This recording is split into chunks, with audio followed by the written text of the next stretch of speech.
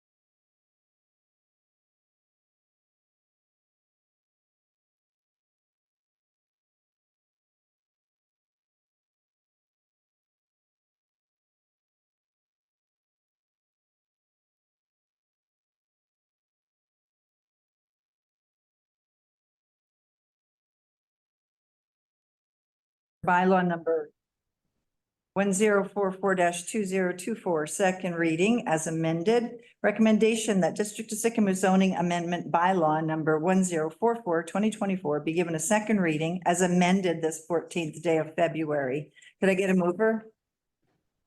Councillor Evans, Councillor Bushel, Nicole, do you want to take it away and explain this housekeeping issue? Yeah, through the chair. Okay, so for today's recommendation, we would like to give second reading as amended to zoning bylaw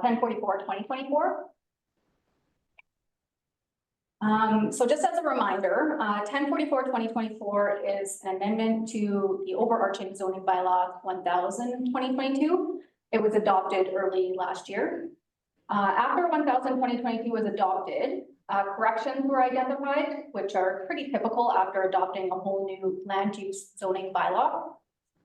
First and second reading was given July 26, 2023, last summer. And since then, a few property owners have approached us to add changes to their properties to better reflect what is currently on their lots. And those have been included in 1044-2024, in addition to the first and second from July 26. Sorry, I just missed that. Some of the changes to the bylaw today include general grammar and formatting corrections, corrections to some definitions, and we have 6 property rezones, which I'll go into. Okay, so these are just grammar and corrections, nothing too big to mention. We're adding the word agriculture in the country residential zone to better reflect agricultural setbacks. For the MUR2 seasonal accommodation, we had doubled the maximum density. It was at 120 and it should be at 60. That's the same as the MUR1 zone. And for RVP3, we had a pretty lengthy description for a short-term rental. And so we were going to change the temporary accommodation for travelers and so on to short-term rental. Okay, so going into the 6 property rezones, we have 524 developed. In the previous bylaw, so 101/1993, it was zoned civic.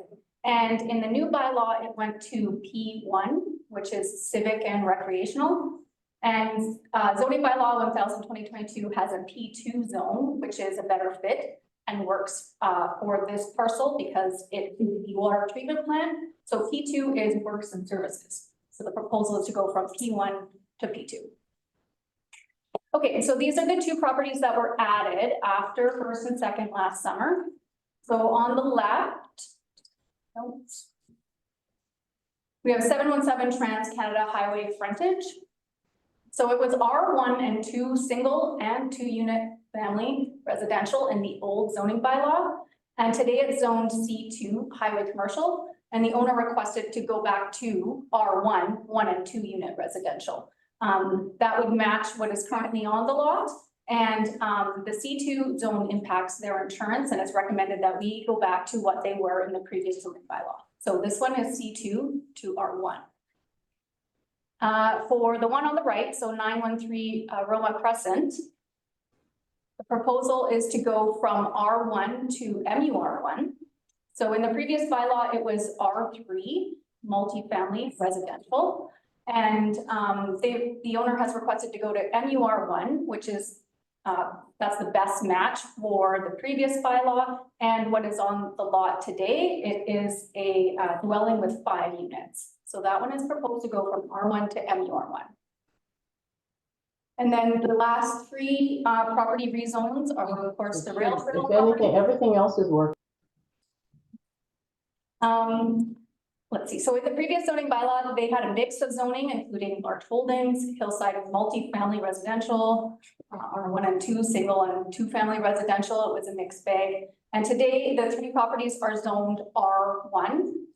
And so I understand when zoning bylaw 1000/2022 was adopted, the rail trail properties were given R1 zoning because council wanted some more time to consider the impacts of the trail on upland properties. And so today, the P3 park would support construction of a rail trail, and that is what is proposed today to go from R1 to P3. And I just have a map here, but I wanted to touch base on the official community plan and development permit area. So the 3 rail trail properties are designated gateway just at the north end, and then transportation corridor for the remainder of the parcels within the district of Sicamous. So the area designated as transportation corridor along the west side of the channel in the OCP has been identified at a regional level for the future development of a non-motorized trail.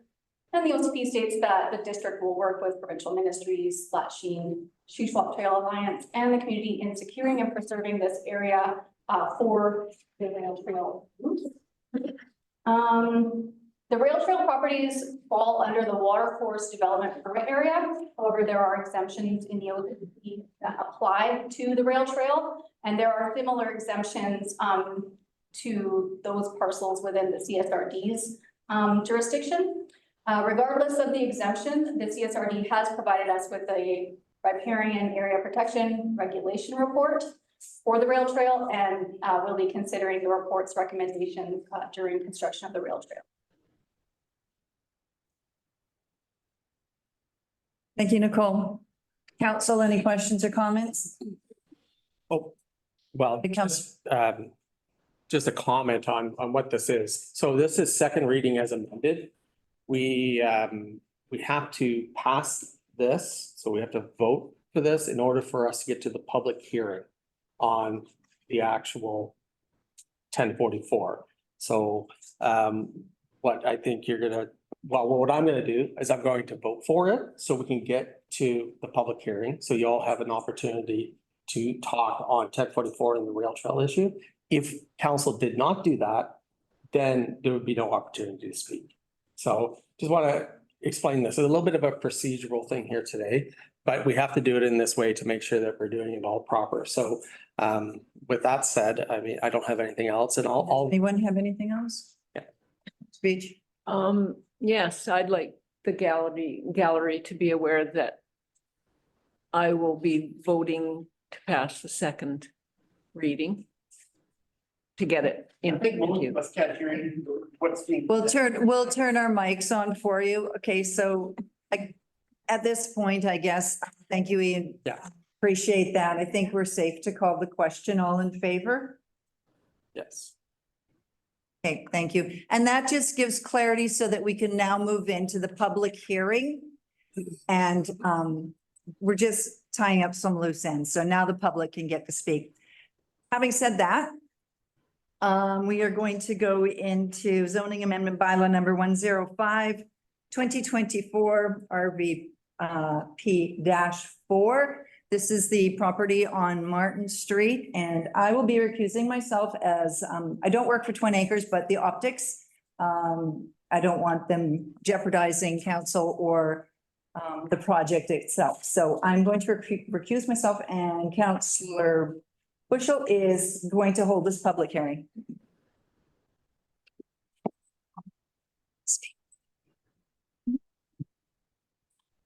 Thank you, Madam Mayor. Good evening, everyone. Happy Valentine's Day. Okay, this is a public hearing. This is the District of Sycamore zoning amendment bylaw number 1054. At this public hearing, council will consider a zoning amendment for bylaw number 1054-2 to create a new recreational vehicle park zone, RVP 4, to rezone 101 Martin Street and 902 Riverside Avenue from C4 Tourist Accommodation Resort to RVP 4 Recreation Vehicle Park 4. And also rezone 2 abutting channel areas from W3, which is commercial marina, to W2, which is group marine moorage. And to facilitate the park model trailer development with private group moorage. If you believe your interest in this property is affected, you will be given a reasonable opportunity to be heard or present written submission to council concerning your proposed land use amendments. The public is invited to make presentations to council and everyone will be given a reasonable opportunity to be heard. No one should feel discouraged or prevented from making their own. Please observe the following procedural rules during this public hearing. To make the presentation, raise your hand. If you are attending by electronically, by Zoom, please click the hand icon. When the meeting chair acknowledges you, please state your name. Gallery participants, we ask that you present from the podium and use the microphone. Also, to ensure everyone has an equal opportunity to speak, we ask that you keep your presentation to 3 minutes in length. The deputy corporate officer will notify the speaker with a 30-second reminder. If you have already spoken and have additional information to share, please wait until the chair calls for presentations a second time, and the chair will then call for a third time and final time for presentations. Council members are asked to ask questions following the presentation. However, the main function of the council is to listen to the views of the public. It is not to debate the merits of the proposal with individual citizens. Please direct all your comments through me, the meeting chair. This includes any comments about how the meeting is being conducted. This is the final opportunity to comment on the proposed zoning amendments. Council members are not permitted to receive submissions after the close of the public hearing. Staff will now be asked to provide a brief synopsis of the proposal. After this introduction, I will open the floor to presentations from the public. Okay, Nicole, would you like to take this away? Through the chair. Okay, so this is zoning bylaw number 1054/2024. And so as a reminder, this bylaw includes creating a new RVP4 zone and then rezoning 102 Martin Street and 902 Riverside Avenue from C4 to RVP4. And then rezoning the abutting channel area of those two properties from W3 to W2. So this is a map of the two properties that are subject to rezone. And these are the two water tenure properties that are subject to be rezoned from W3 to W2. Okay, so on the left, the OCP designation of the two upland properties are commercial waterfronts and they are zoned C4 currently. So this is the development proposal. It's for 26 lots of bare land strata to house recreational vehicles and park model trailers. There's a marina proposed with 23 fingers and a public walkway.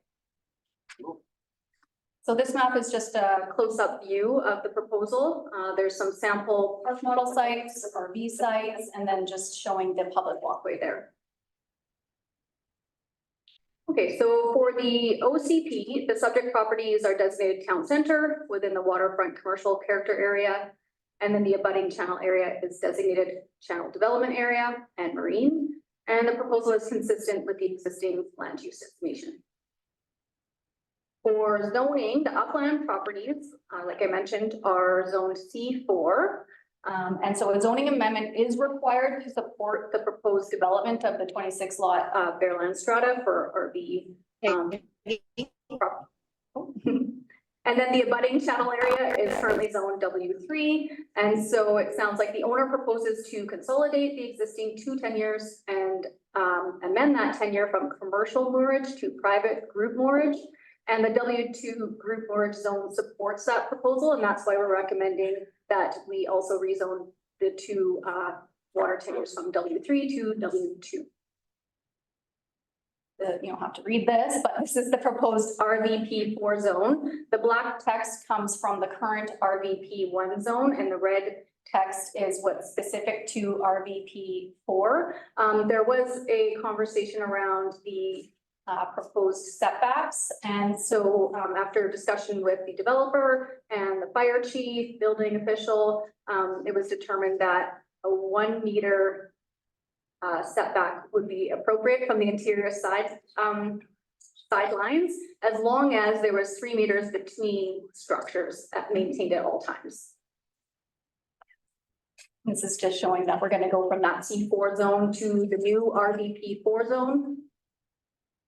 And then this is the W3 commercial marina going to W2 group merge. Okay, just to summarize, we're creating the new RVP 4 zone, then rezoning 102 Martin Street and 902 Riverside Avenue from C4 to RVP 4, and then rezoning the abutting tunnel areas from W3 to W2. Okay. Oops. Thank you, Nicole. Okay, I'd like to open up the floor. Does anybody in the public have anything in regards to this development? Anybody online? No? Okay, I'll ask a second time for anybody that wants to do a presentation or ask any questions. Nobody? Okay. A third time? Calling one more time, third? Okay. This public hearing is closed. Thank you. Okay. We can call Colleen back. Oh, well, we have to vote. No. Right. Chair, we're gonna move into the next public hearing. and then Oh. The bylaws separately for discussion from council and voting. Oh, right. Okay. Normally we vote.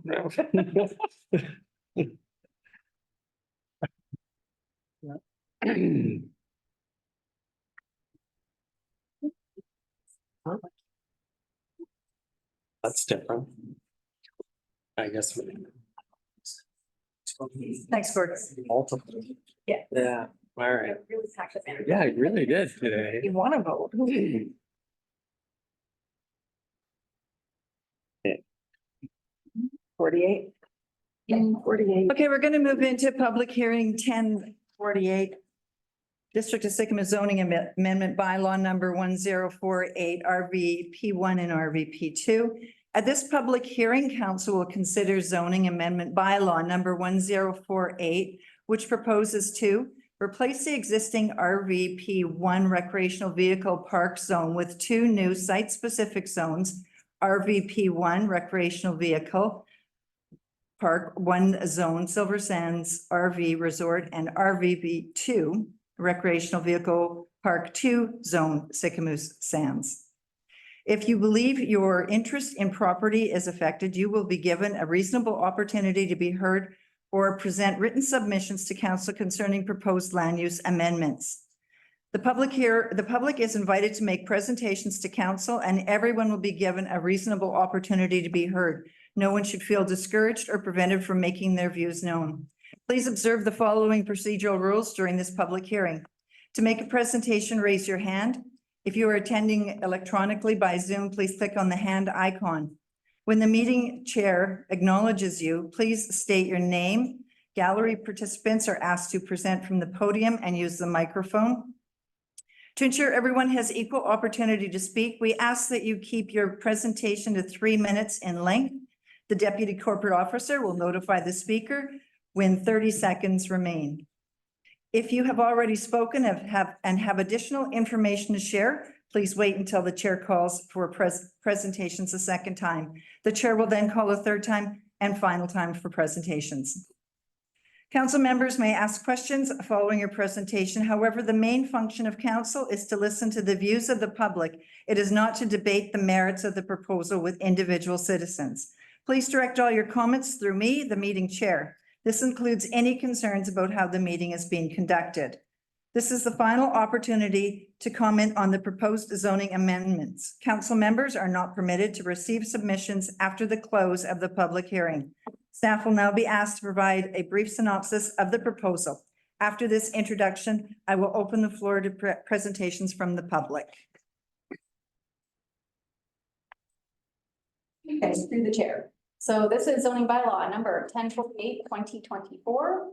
And this bylaw includes creating or revising the RVP1 zone and creating a new RVP2 zone. And then rezoning 1383 and 1455 Silver Sands Road to RVP1 and RVP2 respectively. So on the left-hand side, we have 1383 Silver Sands Road, and then on the right is 1455 Silver Sands Road. So the OCP designation for both is residential waterfront, medium density. And the zoning for both is recreational vehicle park 1. Okay, so to start with 1383 Silver Sands Road. Just wanted to, I think we need the next slide. Thanks. Okay, so I know it's hard to read. So the black text on this is the current RVP zone in zoning bylaw 1000/2022. And so the red text is the proposed amendment specific to Silver Sands. And so just want to mention that the changes allow bunkies, personal storage, maximum heights were updated, and then the setbacks, which was the, I guess, the biggest conversation around this zone. So the current RVP1 zone has a 1.5 meter interior side setback. And after discussion between council, senior staff, both stratas, including a meeting at the committee of the whole, 1 meter has been proposed in this bylaw. And so this is, yes, 1455 Silver Sands Road. Slide. Okay, so this is the new RVP2 zone that's proposed specific to Sycamore Sands. And so some of the changes for Sycamore Sands includes I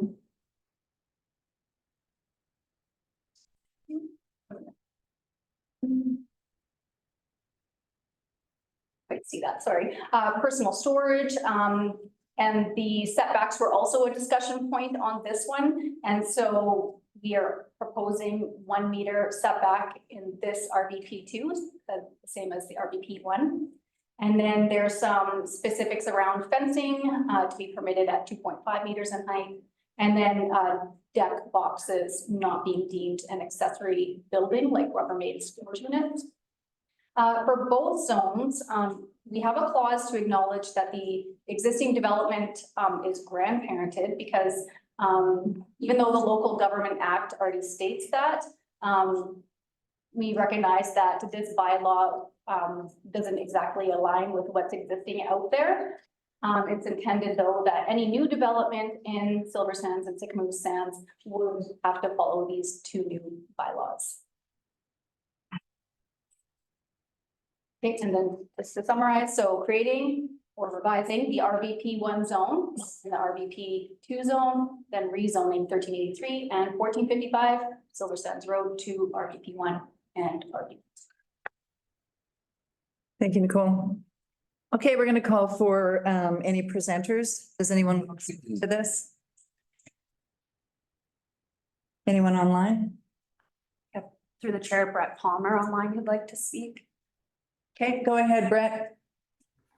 Yeah, hi, thanks for having us. I'll try to keep this in 3 minutes. A lot of the concessions we've had so far have been pretty good. We're, like Nicole was saying, we're still trying to get hammered down these three setbacks on the park models. I mean, for our history, we were developed in 85, and I believe there wasn't even a bylaw back then. And in 93, our interior side, which we call our service side, and on our park, both park models are back to back on the service side, and then there's big areas on the other side. Excuse me. So the original bylaw in 93, that at least from the print offs that I've had a hard time getting all the amendments. It was 0.5 meter in 93, and then in 2006 it was amended to go to 1 meter. And then in 2020, it was back to 0.5 meter again. And then when they came up with a zoning 1000 in 22, I guess it was 21 or 22, they were proposing 1.5 meters. So over the years, the park is developed, we put all our park models in. Everything's been placed at half a meter for the most part. And right now, our park out of the 95 spots is probably 75% full-time park models. So our problem, the grandfathered part is good, but our problem is that, we have a few lots left.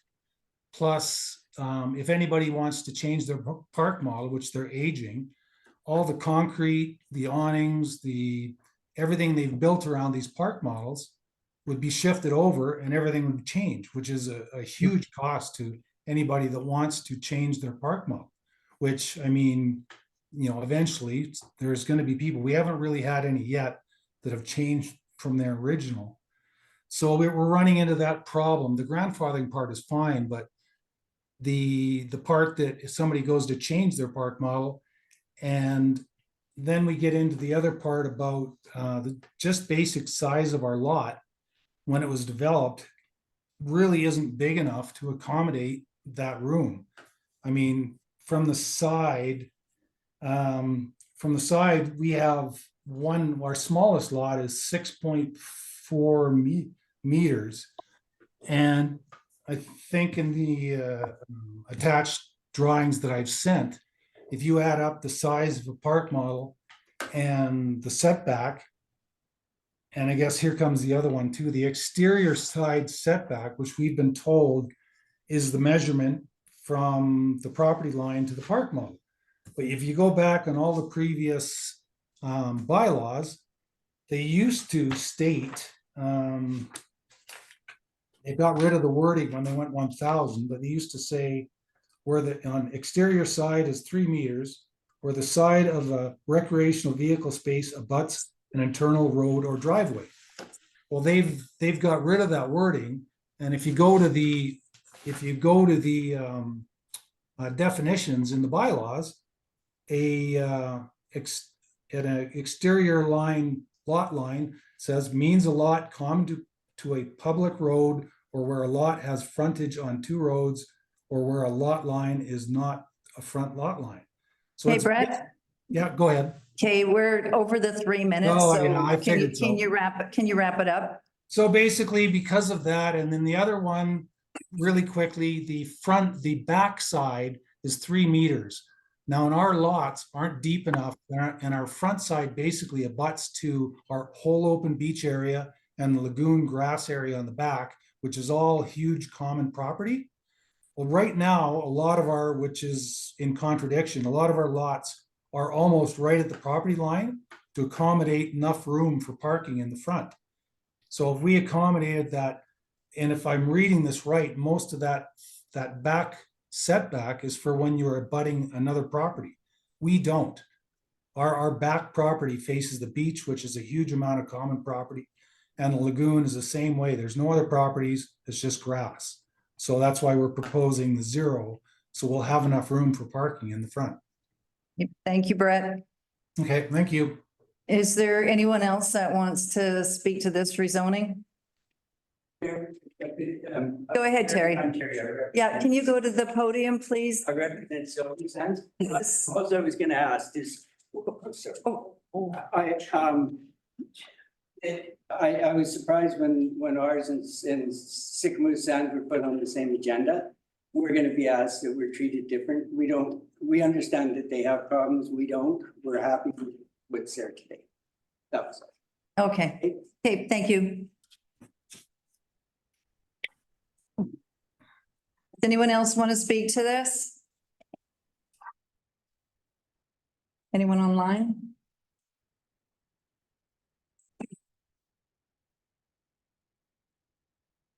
Calling a second time?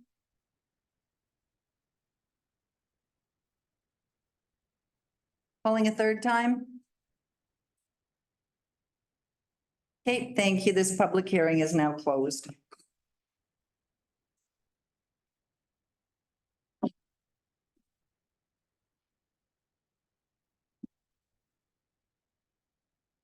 Okay, moving along to the next one, District of Sycamore zoning amendment bylaw number 1044.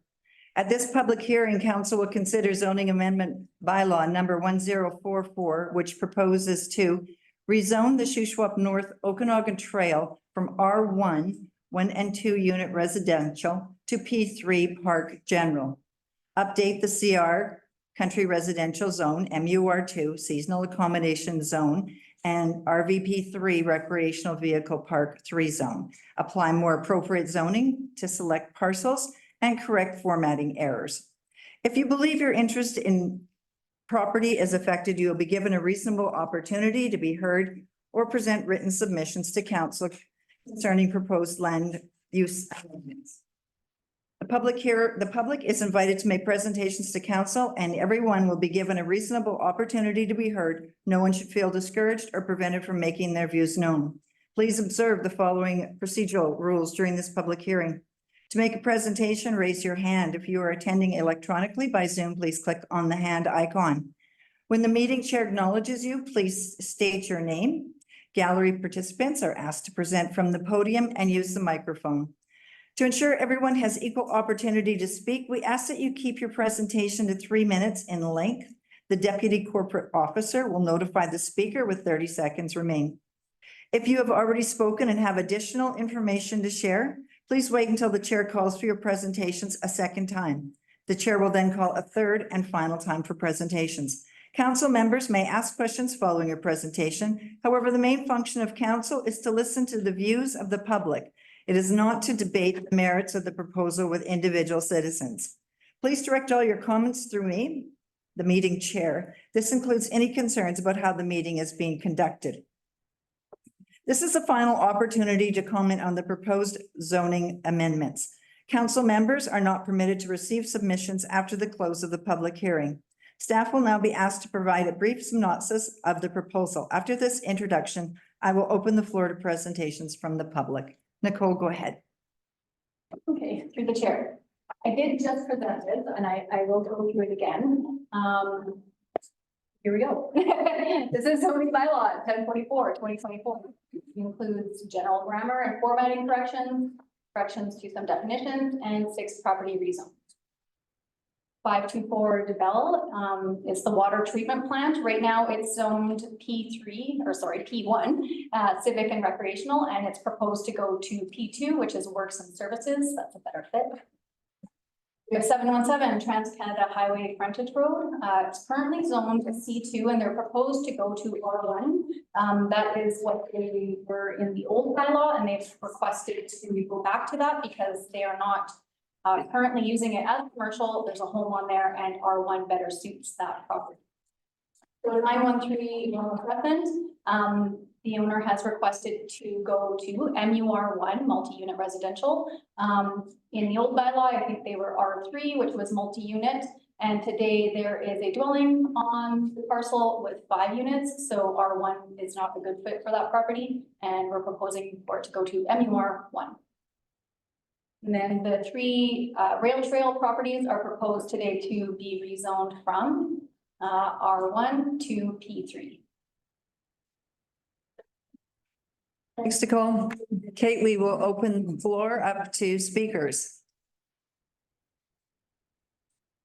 Jeremy? How many people are online, by the way? Sorry. 30. Let me get your attention.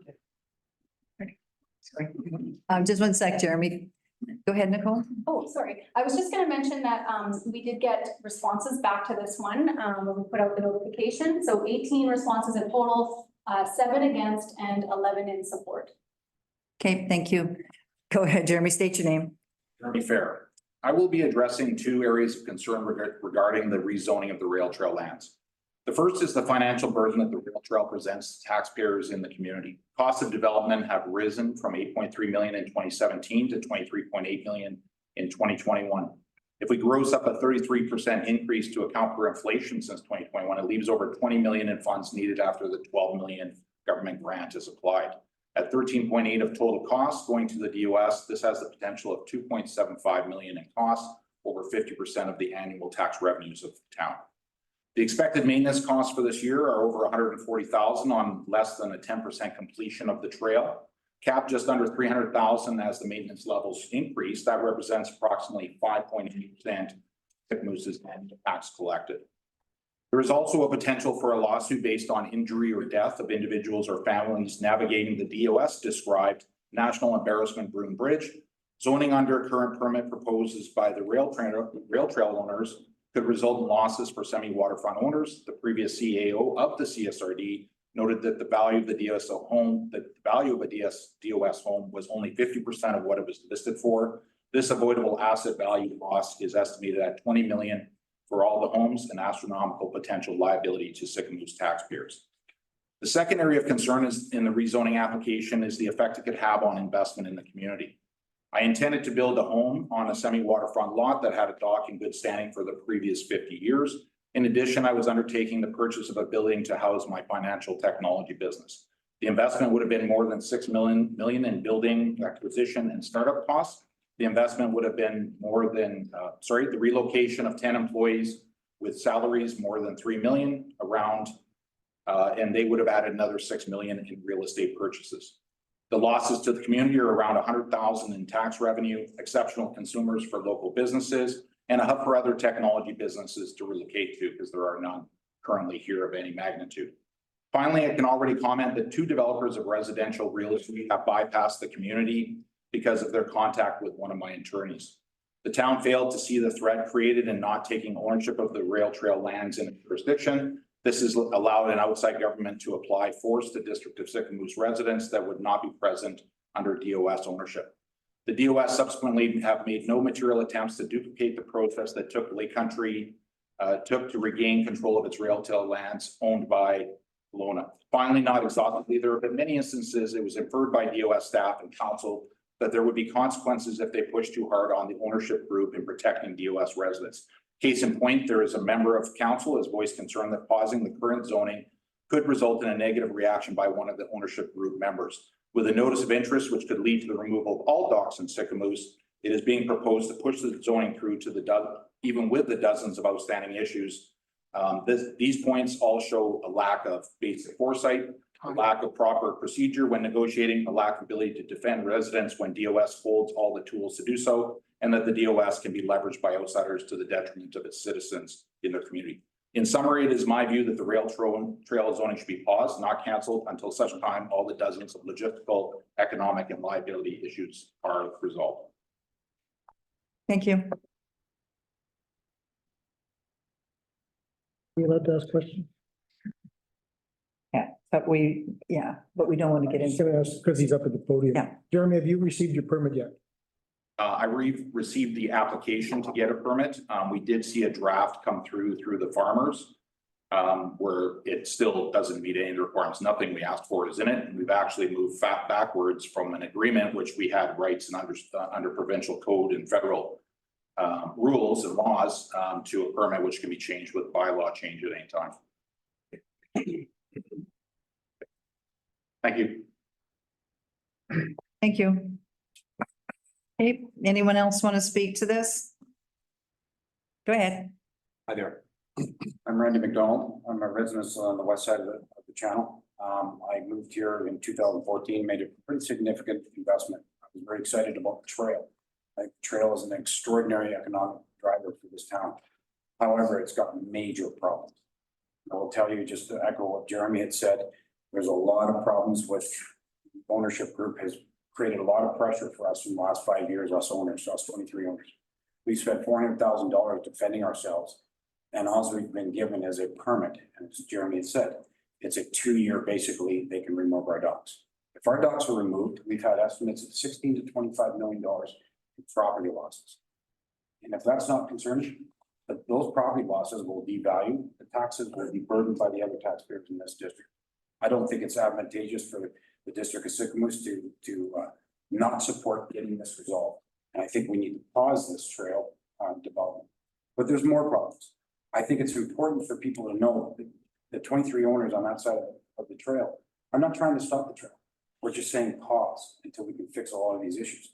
And then for the record, in February 2021, that side of the channel, 23 owners pledged $250,000 to build that trail. That's how committed we are, but we have problems.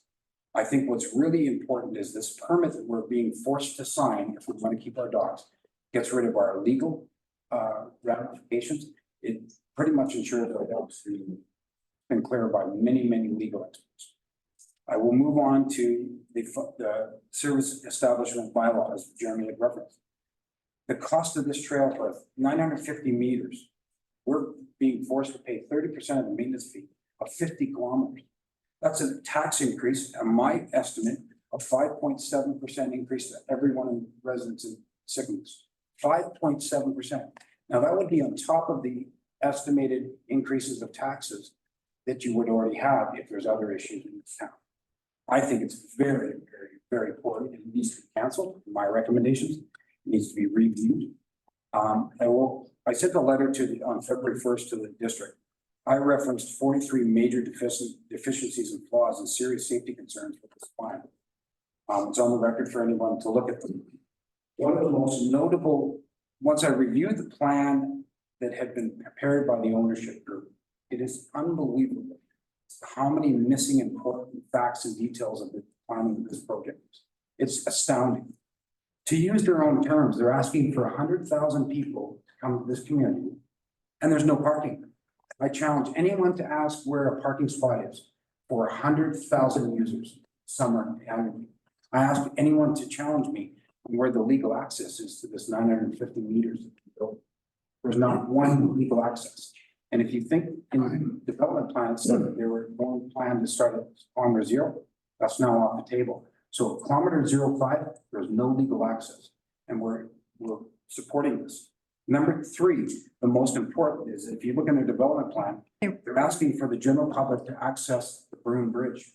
10,000 users to run on a 40-inch pad of concrete right beside the most heavily used transportation corridor in Canada, and have that many people with dogs and strollers and babies to access the trail across the Broome Bridge. It's ridiculous. I think that, I don't know where the oversight is to review these projects. And I think that this district of Sycamoose could be a legal liability to use something on that bridge. Somebody's killed. What is it going to cost for the taxpayers to support a legal challenge of support? Randy, time. Thank you. I just wanted to remind, we're talking about a rezone here. Once the rezone is made, a lot of these questions will be answered. So I just, you know, point of order. Why wouldn't you answer them? That makes no sense. You're supporting moving forward. Yeah. It's great. Yeah, but some of the information that you're sharing right now, and I don't want to get into a debate about this because that's not the point of this. So I'm just gonna back out and listen. Thank you. Thank you. Go ahead, Mary. Can you state your name? Mary Lorella. Yes. It's Valentine's Day today. Happy Valentine's Day. I'm very heartfelt for all that is going on with this continuing debate and everything. Trains used to go down there. Kids used to put a penny under the tracks. Everything, this should be a positive. I feel the council should be putting all their energy into this and helping. Look at the time and effort that has been put into this behind the scenes. And money, yes, I don't know. I don't understand that part of it. I'm just speaking from the way I feel. And hopefully. Just tell them where you live. Where you live. In Sycamoose? Oh, no, yeah. I don't. Hey, can we get a point of order, please? Yeah, I've been here since 1964. We know, Mary.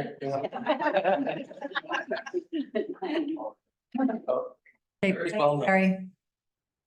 Go ahead. Yeah. Thought I better get in here, or I'll be here all night. I want to thank everybody. Could I get you to state your name, please? Yeah, I was just going to introduce myself. My name is Jeanette Love, and I'm a farmer way at the other end of this 51-kilometer trail. So thank you for inviting me or having this forum. And I will speak to the rezoning specifically. And just so you know, the council members and everybody here, we have spent 6 years communicating with CSRD and RDNO, with the only correspondence back from them was 2 years ago. And I try not to have an anxiety attack here. But 2 years ago, we got the vehicle crossing agreement, which was about 16, 18 pages. And then again, we got the second one in December, I believe, or end of November, without any other communications. So my feeling and our feeling about the rezoning, and we will be doing the same thing in Spell Machine, is asking everybody to support the people that live adjacent to that trail to not say no to the trail, but as Randy said, pause to this and take a look that once you agree to this rezoning, basically, who's in control? You lose control of everything. I mean, at this point in time, you still have the ability to protect your taxpayers and people that voted for you. And once it's rezoned, forget it. I mean, with the lack of communication that there has been from the two regional districts, it's gonna get worse. Like, there's gonna be virtually nothing. And you take all your power away over the people that you're trying to protect. So again, I don't know if you guys all read the zoning bylaws that CSRD and RDNO have put out. So we keep hearing that the farmers are getting a better deal. We're not. This permit is basically the same. It can be canceled in 2 years, even though ours has 0 expiry. It's not true. The permit is based on a bylaw. A bylaw is temporary. It can be suspended. It can be amended. Whatever. It's in the hands of CSRD and RDNO, not you guys that are here to stand up for your public. Again, specifically, the other issue too is we do have the benefit, I call it a benefit, even though there's really, I question it, of the ALR. The ALR approved the rail line contingent on getting a written consent from the farmers that everything, all conflicts have been resolved. That has not been done. My husband and I, we speak for a lot of people, but farmers don't want to go out there. And a lot of people, you guys don't either. You don't want to stand up here and be the one that potentially gets targeted.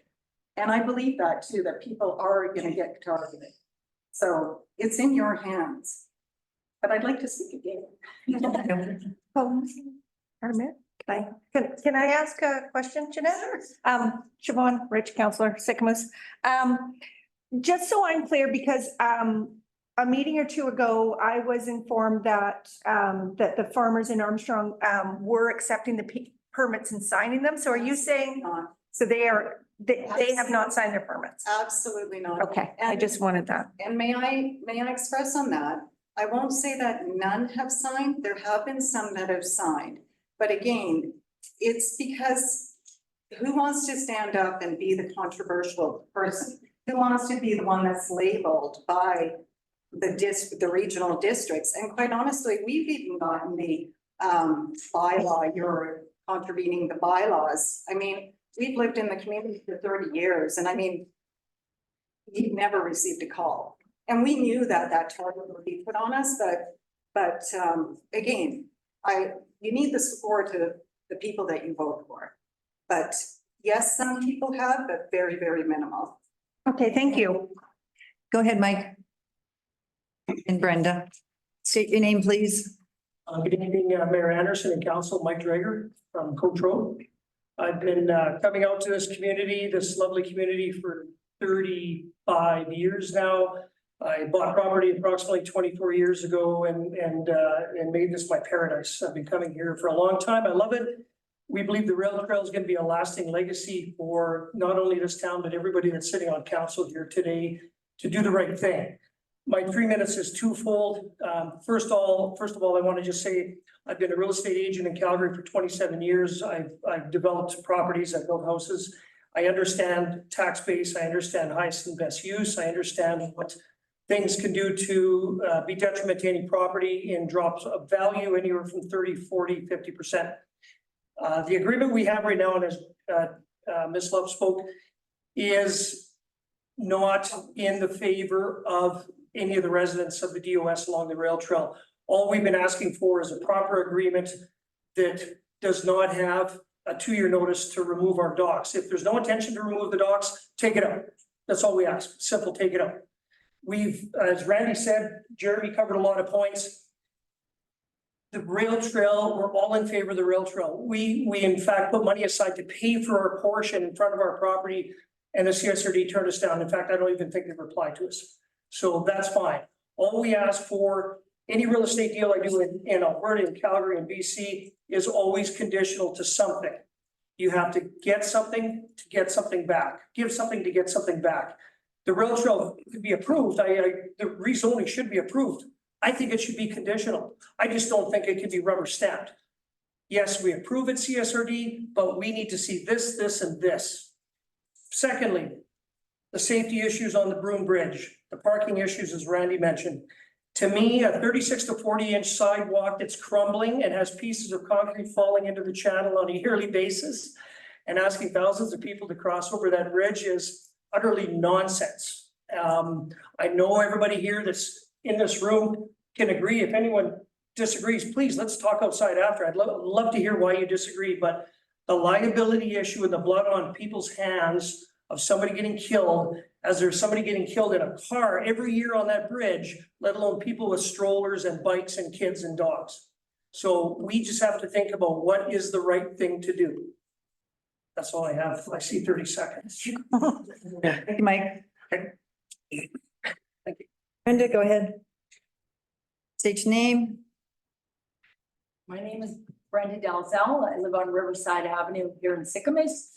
I also own a business in Sycamus. Actually, I run Brilliant. Brenda, can I get you just to pull the mic a little bit closer to you and speak up, please? Thank you. Thank you. So good evening, Mayor, Council, staff, those of you in the gallery. I'm standing here to express my full support for the development of the rail trail in Sycamus.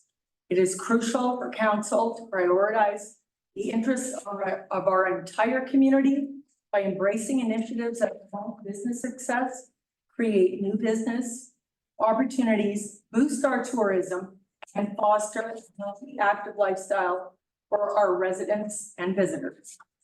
I'd like to thank staff for providing some parking options. I saw on the screen earlier for safe parking, for safe access. So it shows that you are planning, you're in the planning process and thinking about that. The rail trail project holds immense potential to not only enhance the economic landscape of Sycamus, but to improve the overall quality of life for those who have chosen to invest in our community. By voting yes to the rezoning tonight, it clearly speaks to the community that you continue to back this initiative as council. And you can demonstrate your commitment to the well-being and prosperity of Sycamus and all of its residents. Council's responsibility lies with doing what is beneficial to the entire community, not a select few residents. The rail trail project has been on council's strategic plan for the past 6 years. I want you to remember, this has been a long time coming. Your values on the website, 3 of the 6 speak directly to the rail trail and what it means to your constituents. Collaboration. We, meaning yourselves, will work with the community and stakeholders to create successful outcomes for the betterment of the community. Leadership. As the governing body of this municipality, you lead by example and act in the best interests of the community. Stewardship. We are fiscally responsible and make sound decisions about the public assets and natural resources. The sheets on your priority chart, I just want to do this for the benefit of those in the gallery that have not done any research. I've been digging deep into this for the last 10 days. Under health and wellness, implement the Live More, Live Well strategy. That is Councillor Beach, Evans, and McKayen. Recreation and tourism, Councillor Bailey, Councillor Bushell, and Councillor Evans. DOSCC to market Sycamoose as a tourism destination. Support the Shuswap North Okanagan Rail Trail project and pursue active transportation. Invest and develop in the trail system as outlined in the active transportation network plan. And economic growth. Attract year-round industry and support economic diversification. And continue to pursue a regional community forest with Splatson and Enderby. And I'm going to say that postponing this, what does that do to our relationships with our partners? As you move forward for the next year, 10 years, however long this is delayed, on dealing with Splatson, dealing with the CSRD, because they are in many of your priorities. Thank you, Brenda. I will just end with this one portion, is that I sat in on the last council meeting on the 24th. And I was a little bit disheartened by Councillor Bushell's comment that he completely supported the DOT coalition across, and that their tax dollars were good tax dollars. They were good tax dollars. So if your support is laying over there, what does that do? What does that say to the rest of the community? Are our tax dollars not a priority? Are they not as good as everyone else? Thank you, Brenda. Thank you.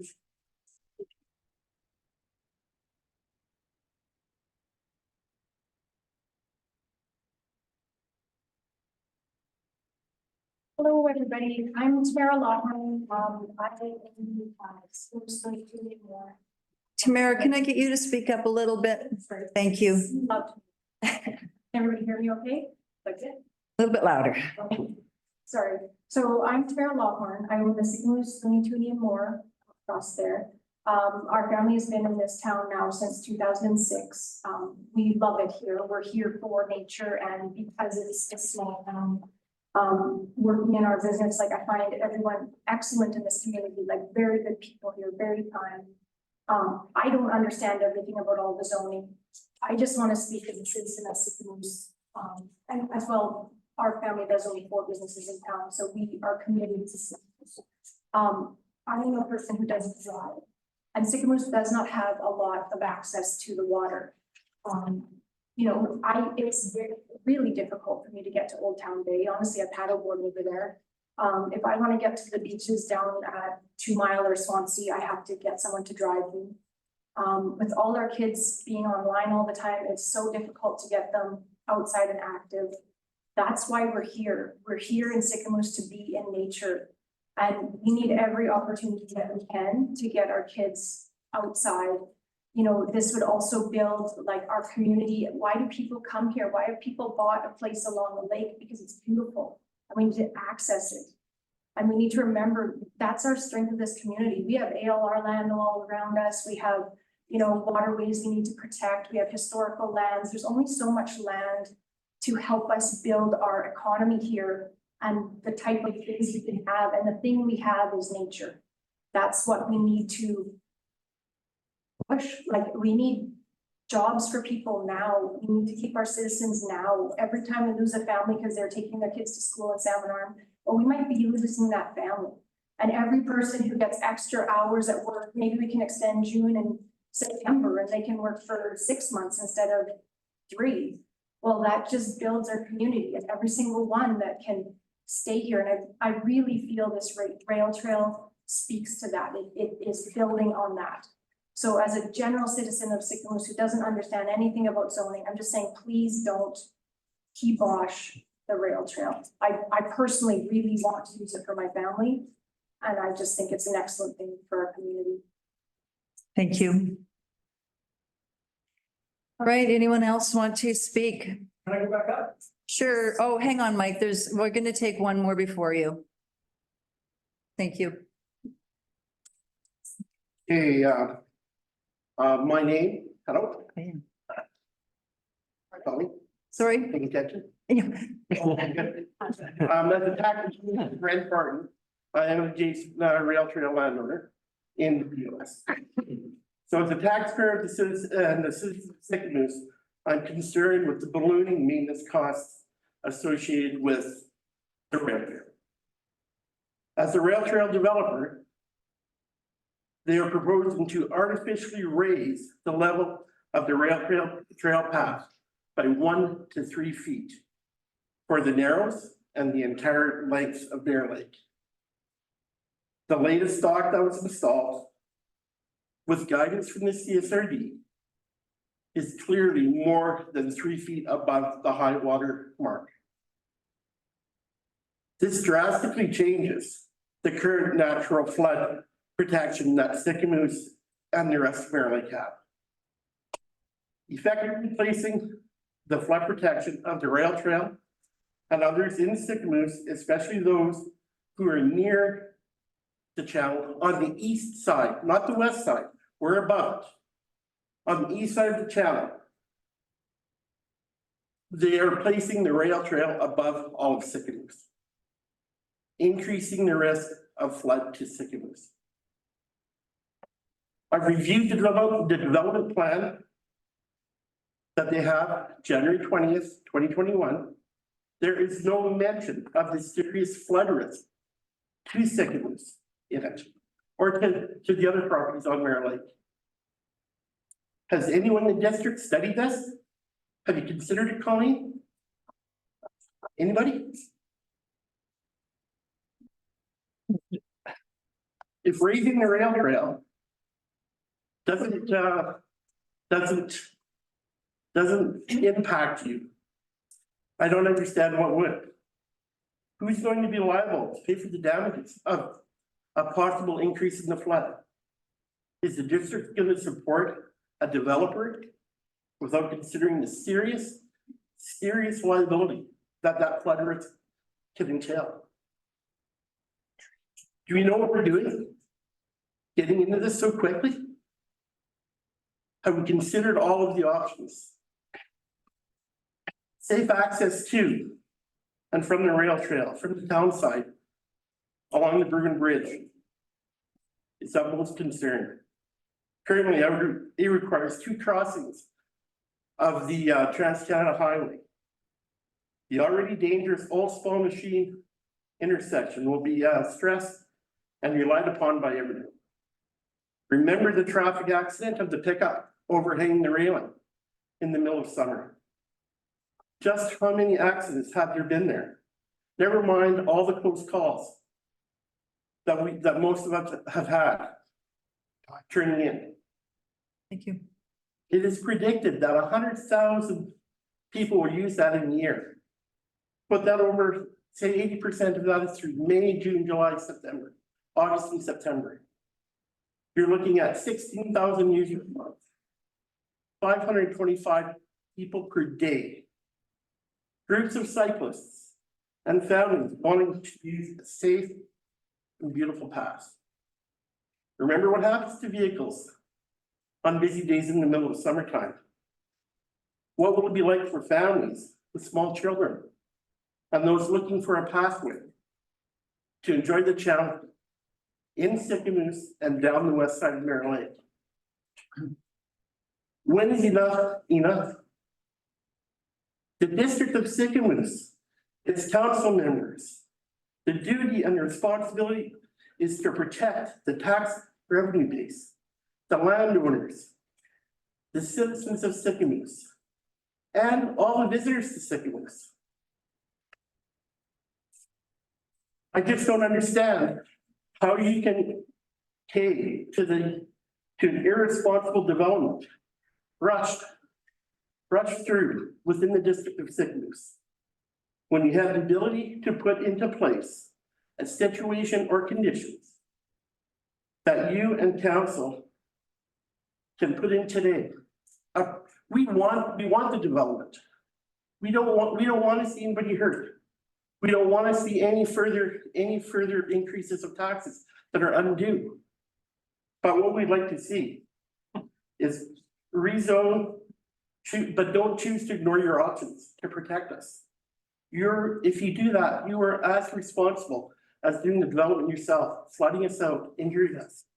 Consider all your options. That's all I'm saying in this rezoning. Choose wisely. Thank you. Don't get bullied by the CSRD again. Lives are at stake. Do the right thing. Thank you. Brent, go ahead. Hi, I'm Bernie Stosky. I have a unique perspective on this because I have property in Sycamoose and down the road on Mara West, I have 8 acres there as well. And I also had a dock. 10 years ago, I had a dock in the Shuswap Lake Interface Program. Came in, I had DFO come to my door and threatened me with $1,000 a day if I didn't remove my dock by July 1st. So speaking to the rail trail crossing agreement for these guys, and two things can be true, as Brenda said, she thinks that the tax dollars are better from one side. That's not true. Two things can be true. These people want the rail trail. I have no problem with them wanting a rail trail or not wanting it. I thought it would be absolutely beautiful. And I thought it would be absolutely sensational to build a great bridge. Brenda says 6 months, 6 years this has been going. 10 years we've been waiting for a bridge. I walked to town. It's dangerous. How dangerous is it? I applied for subdivision on my 8-acre parcel on Mara West. And they refused it. On what grounds? Unsafe bridge, unsafe corner on Old Spelumsheen, unsafe traffic pattern on Slatson. Oh, So I was going to develop my 8 acres once again. I could not because the golf course was given a special deal with CSRD. We were going to get water and sewer. And the letter from the golf course was accepted at CSRD as we have a better working arrangement with them. And that's good to you guys, because that says you guys have no working arrangement with them whatsoever. So I don't know if you guys are poor in your communications with CSRD. I would hope that's not true. Situation that I see here is I have my own home parcel. I'm upland of the CSRD, so within the BC regulations of an upland parcel is what? Anybody know? Anybody? Maybe the realtor? The upland parcel was my parcel. I joined the CSRD. I needed 5 meters. I applied at front counter. No, the CSRD has control over this. You guys gave control over this. I want a rail trail. I think it would be fantastic. I think the crux of the whole situation here is that none of these guys have said they don't want it, other than the last guy, who I have no idea. These guys wanted it. They think it'd be fantastic. All of these things can be true, but do it right. Here's an idea. Why does it have to be done today? You could take it to the end of Mara West. Start there. You don't have a bridge. You'll kill somebody. There's no question of that. Like every freaking day I drive that road and it's horrific. You can't have people walking it. You can't have people crossing it. That's why 6 years it's been on the books. It would have been done years ago if you could. Today I listened to Stephen Gilligo. What does Stephen Gilligo have to say? Do you know? What did he say today? I guess it was last night. No more money for roads and infrastructure in Canada. That's your federal funding. Nothing? Crickets? That's your federal funding for your bridge. Has anybody just? Our bridge has funding already. It's already, the bridge, are you talking the Bruin Bridge? No, I'm talking the piece of crap that falls in every day. That's not a bridge. Okay, The demolition guys say. that funding has been set aside already. That's already been approved, By who? the federal government and the provincial. That's what I said about they're not funding infrastructure projects any longer. That was his comment. So anyway, $1,000 a day. Take your bridge, take your dock, whatever. That's all fine. I don't have a dock anymore. I don't care. I don't want a dock because I don't want to pay with these guys actually. It's like they're going to be tied up forever. The crux of the issue is the crossing agreement. It's worded as a crossing agreement. It should be an attachment agreement, is all it should be. If you want to build the bridge up the way it is currently, you can't cross it. You can't go around the corner, you can't park, and you can't ride a scooter, you can't ride a bike, you can't walk. Would you take a kid on the bridge? No, I've rarely ever seen a kid on the bridge. So anyway. Thank you, Bernie. And so I can't develop. If your partners are so thin-skinned in this with the CSRD splats and whoever else your partners are, as Brenda said, that you can't argue with them, don't get involved with them. Thank you, Bernie. Corey, you want to go ahead and then Dave? Hi, my name is Corey Mitchell. Can you speak up to the mic there? Thanks. Hi, my name is Corey Mitchell. My wife and I purchased some land on the west side of Mara Channel. And ultimately, at the end of the day, I'm gonna just, I won't be long, but what everyone has said, I still think is in the betterment of this community. Everybody wants what's better for the community, but just not at any cost or any expense. And you're right, Brenda, 6 years, 6 years. We've been dealing with this for 6 years. We made a serious investment there, used family money, did whatever we could to have something. My wife's born and raised out here. We get beat up all the time because we have the wrong color license plate when we're just trying to come home. So not sure how that works, but ultimately at the end of the day, we just want this done right. And it's not being done right. It is not. And to mirror what Ms. Love said from the farmers, we went from an agreement. And if you ask a lawyer, an agreement is actually two consenting parties coming together with the ability to have a common agreement that outlines things. Now the lawyers have got at it and they've one-upped us where they're going to allow us to ask for a permit. We're not even saying, here's your permit. They want you to request the permit. And when you request the permit, you waive all your legal rights under everything, which I kind of thought Canada was a free country. How do you ever look after or protect yourself, your family, your investment, when the government is sitting there telling you, you can have this, but you now waive all your legal rights? And then to extend that, it's not an agreement. No one wants, everyone just wants what we've had for 50 years, 60 years, whatever the term has been. No one's looking to create an issue. And more to that point, we've all stepped up to invest. And instead of investing, we're fighting.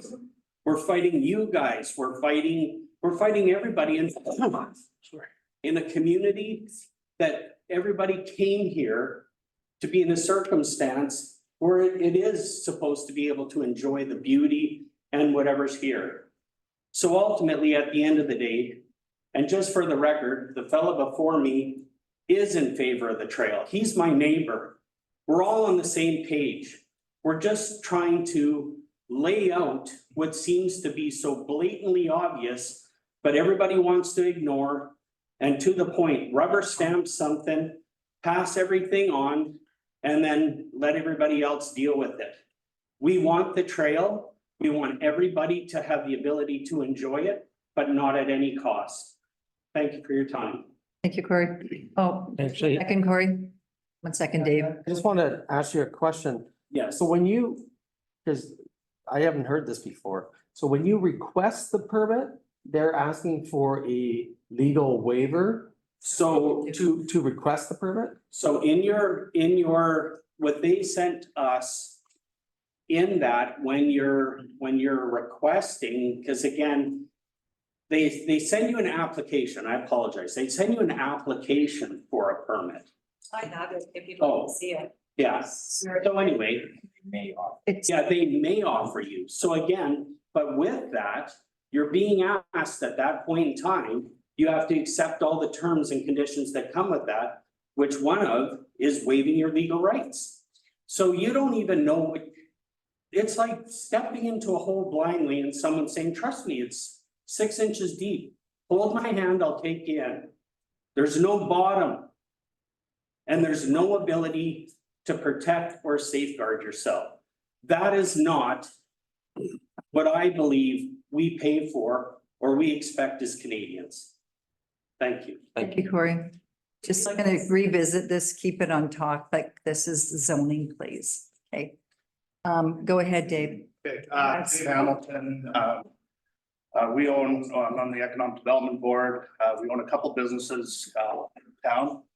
We're taxpayers with businesses downtown Sycamoose who I think the rail trail would be amazing. So I know there's lots of landowners from that side, you know, doing a lot of fear mongering, but I do have a lot of faith in staff and everybody else that would be working on safety once they cut the ribbon of that trail, that we wouldn't have dead kids on the side of the road. I should believe that, you know, we gotta have trust in some of this stuff. And I get there's lots of issues with just rubber stamping some of this stuff.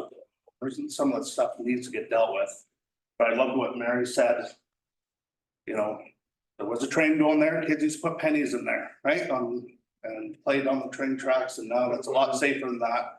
So I just appreciate, you know, from a business owner that's outside of, I don't live on that side, so I don't have the same issues. I'm not trying to downgrade those issues, but some of the fear about safety and things like that, I have faith in staff to do that before they cut the ribbon on that part of it.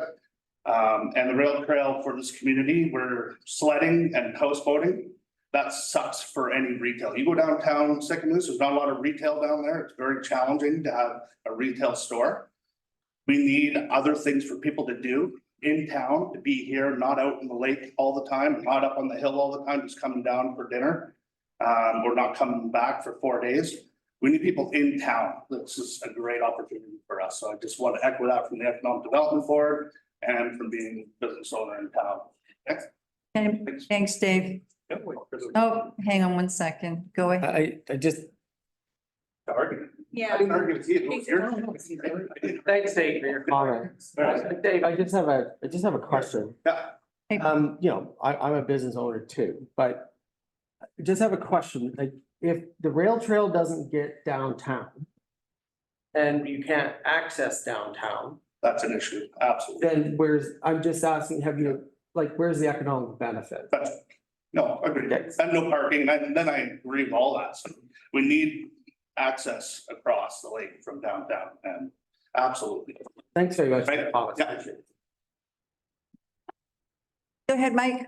Sorry, I didn't. Name again. I just thought of one last thing, that Bill probably has a nice dinner waiting for you. I won't take long, sorry. I was thinking- Valentine's Day. Yeah, I was thinking about the Twin Anchors development and the rezoning going on there, and you'd mentioned there's a public walkway between the development and the docks, as is along Moose's and the Narrows condos and all that too. Are there crossing agreements to get from those developments, like the Twin Anchors, is there gonna be a crossing agreement for them to cross that public walkway to get to their dock in the DOS or not? You want to answer that? Because I wasn't, that's Martin Street.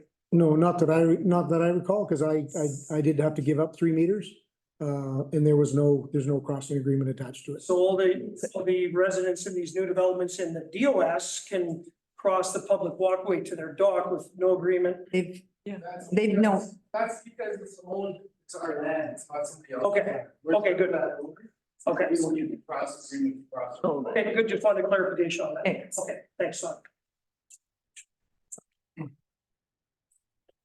Okay, go ahead, state your name.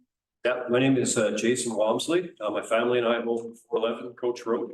And I want to come out and say a couple things here. First of all, I think we're certainly on board with the concept of a rail trail. I think it's a fantastic opportunity for Sycamoose to put itself on the map.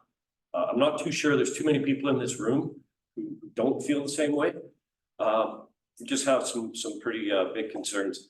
I think that 6 years ago, the previous council, they made a pretty serious mistake when they elected not to be part of the ownership group of the rail trail.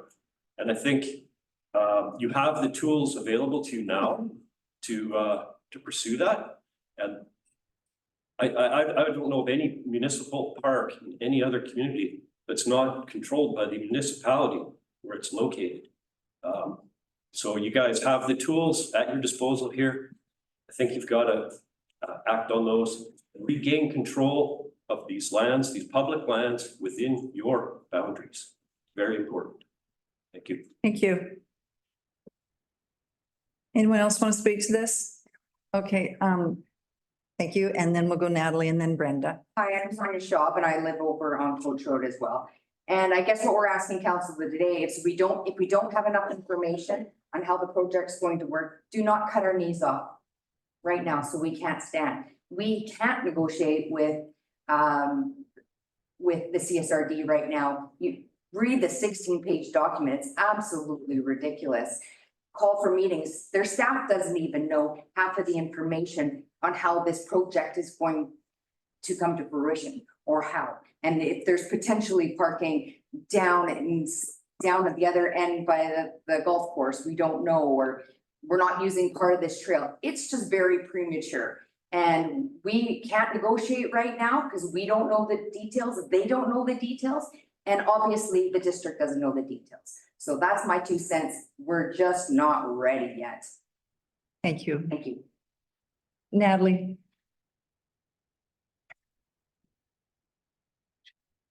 I'm Natalie Sorkville and I own a business in town. I wasn't actually going to speak tonight because I really wanted to listen to what everybody had to say. And then I thought I was going to tell a story about a trip with my in-laws and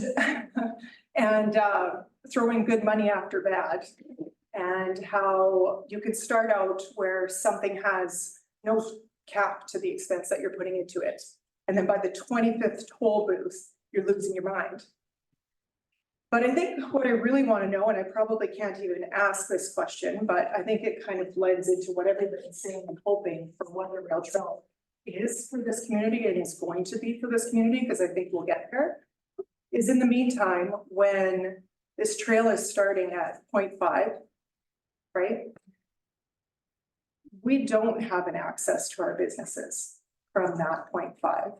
We probably don't have an access for quite a long time that's safe for people to get across the bridge. And that's a real concern. I wouldn't walk over there. And I think until we have that answer, it's probably not going to be until we have this new bridge built, which is probably about 3 to 4 years. So that real economic benefit to this community is a ways out. And I know that we'd like to say we don't want to put this on hold for that much longer because it has been 6 years. But I do think it's an opportunity that, council needs to consider really wholesomely, that for the next 3 to 4 years, that economic benefit to our community, regardless, is going to be zilch, because we're not going to have access to the trail from this community directly.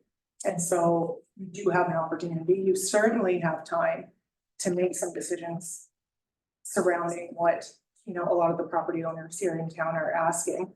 And another question that I think really needs to be top of mind when you're talking about tax dollars and you're talking about the 30% of the $420,000 that CSRD has been slated to pay for maintenance for this year on whatever 10 kilometers of trail. That is capped, as Kelly said in the financial meeting, and I listened to it 3 times, and I listened to what Jody had to say as well. That is capped at 1,000, right? 6 cents per thousand. Well, property values are going to continue to go up. So that dollar amount is going to continue to go up. But once this thing is built and we're sitting there with 1/9 of a vote, as far as the ownership group is concerned, right? Because we're 1/9 of the members within the CSRD paying towards this. How much of a voice do we have when the bylaw, the service establishment agreement bylaw, has to be amended because we can't make the payments and we can't maintain the trail with that original 6 cents per thousand? What say does Sycamoose have when those budgets continue to go up? I think that needs to be as well top of mind, and that's kind of all I wanted to add for this evening. Thank you, Natalie. Brenda, did you want to go again? Well, I didn't say my closing words, so I thought I would come back because I knew I had a certain opportunity. Your support on this project will undoubtedly contribute to the growth and the vitality of Sycamoose. And by voting yes to the rezoning, it doesn't prevent the continued negotiations for anybody. It sets a precedent saying we're still moving forward. Let's do the small piece we need to do. And Everything else continues, because I do believe that it's a journey. It's still longer. We've got to get a bridge, but if it gets us that much closer, the community as a whole, I think if you went to all your constituents, I think everybody would encourage you to vote yes, rezone it. It's no different than any developer coming to town and wanting to change his zoning, i.e. like Todd Kylo. It's like, it's simple rezoning. He's not finished. He's nowhere close to being, you know, doing what he's wanting to do, but it's a baby step. It's the next thing to do. So I respectfully urge each one of you to consider the long-term benefits that the rail trail is going to bring to our community, the partnerships that you've already established, and they're working well together, and it's prioritized the development by voting yes to the rezoning today. Thank you. Thank you, Brenda.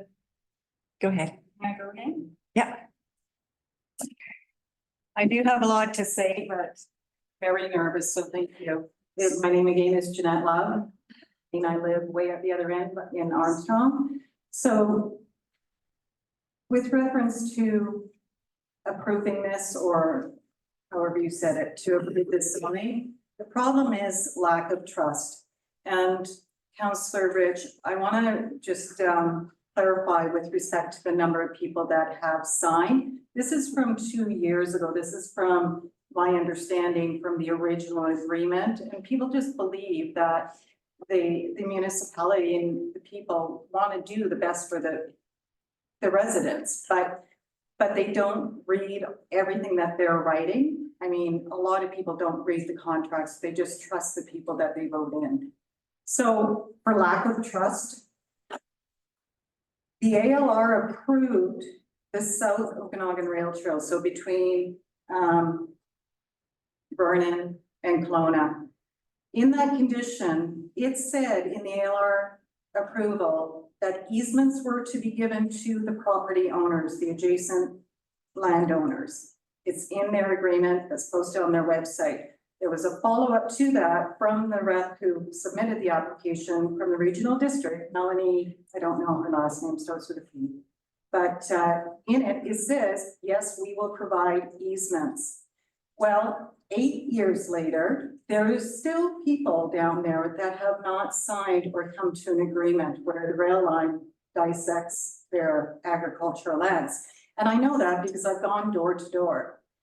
So there's a complete lack of trust, because what happened is these people ended up going to a lawyer, submitting a letter to the rail trail owners, and property owners even lost an offer on their property, in which I received an email from the realtor stating that the deal fell through because there was no crossing across the rail trail.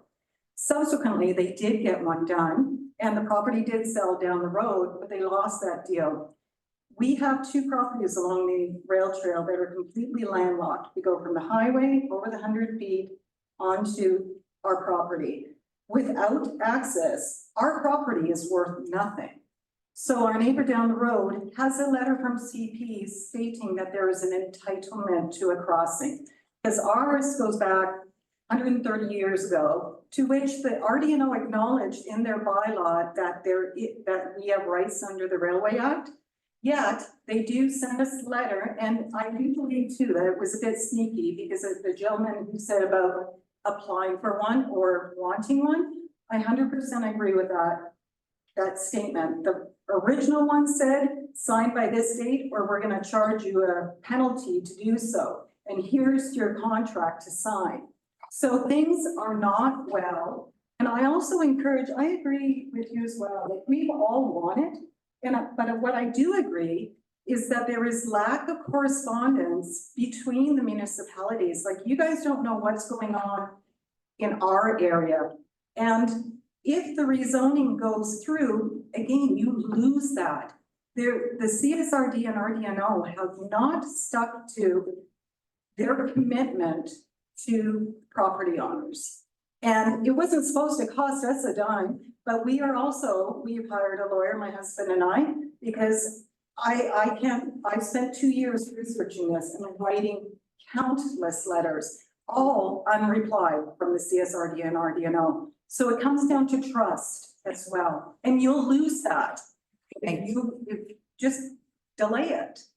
Find out all the facts. Thank you. Go ahead, Corey. Hi, Corey Mitchell again. I just wanted to speak again on that permit side of things. And I know, Colleen, we've had this same discussion. Over a year ago, we were told that immediately or imminently we were gonna get something, right? And when did we get it? They mailed it out at Christmas. They put it in the mail at Christmas with what? A million other things. We didn't get it into the new year. And then again, ultimately, now all of a sudden we have this meeting, which I hate to say it, for those that are fortunate enough that have the ability to travel, this is kind of the highest time when most people aren't around. And there are a lot of people in town and close friends of mine that live in town that are snowbirds and winter elsewhere. And it just seems also far too convenient that once again, it's taken them over a year to get some correspondence to us. And what are we left with? And now it's crunch time and you have people that are frustrated and upset because they want this done. But again, I just caution you, it needs to be done right. And being forced into something, and I believe in the last council meeting, it was mentioned that the threat from the CSRD and the RDNO and the ownership group was, you don't do it, you know what they're gonna do? They're gonna do what they've been doing for us for 6 years. Shame us in the media, tell us we're entitled and spoiled, and then they're gonna carry on without you. I don't see it. It makes no sense. We need the bridge, we need responsible development, because with responsible development will come investment in this community. And the community will have the ability to thrive properly, but you need responsible development. And you don't need an overwatch that you don't even know every minute to minute how they're gonna come at you or how they're gonna hamstring you next. And like I said, to sign something and sign all your legal rights away, it's not right and it's not fair and it's not Canadian. Thank you. Corey. Yeah, again, a little reminder, we're focusing on zoning here. That the permits are not what we're discussing tonight, so. Does anyone else want to speak to this? Okay, go ahead, Randy. Yeah, I just wanted to Okay. add to the comments I was talking about earlier is that if governments don't make good decisions, and get this wrong, we all go back to the taxpayers to fix this stuff. So it's very important that we Brenda, that we got to get things done right. But we as the taxpayers will be left with holding the bag. And I think it's really, really important for everyone to look at core planning that's been offered to us regarding parking and accessing the bridge, safety issues. It's not about stopping the project. Let's figure this out together. One comment that came earlier, I think was brilliant, I think from Jason's. Let's get this land back. I was surprised to learn that this district does not control its own property. And development. I think the district of Sycamoose with its staff could do a better job because I'm not very impressed. I think I encourage everyone to look at the 2021 development plan that's been proposed. It is just awful. Thank you. Thanks, Randy. We'll take the gentleman in the back.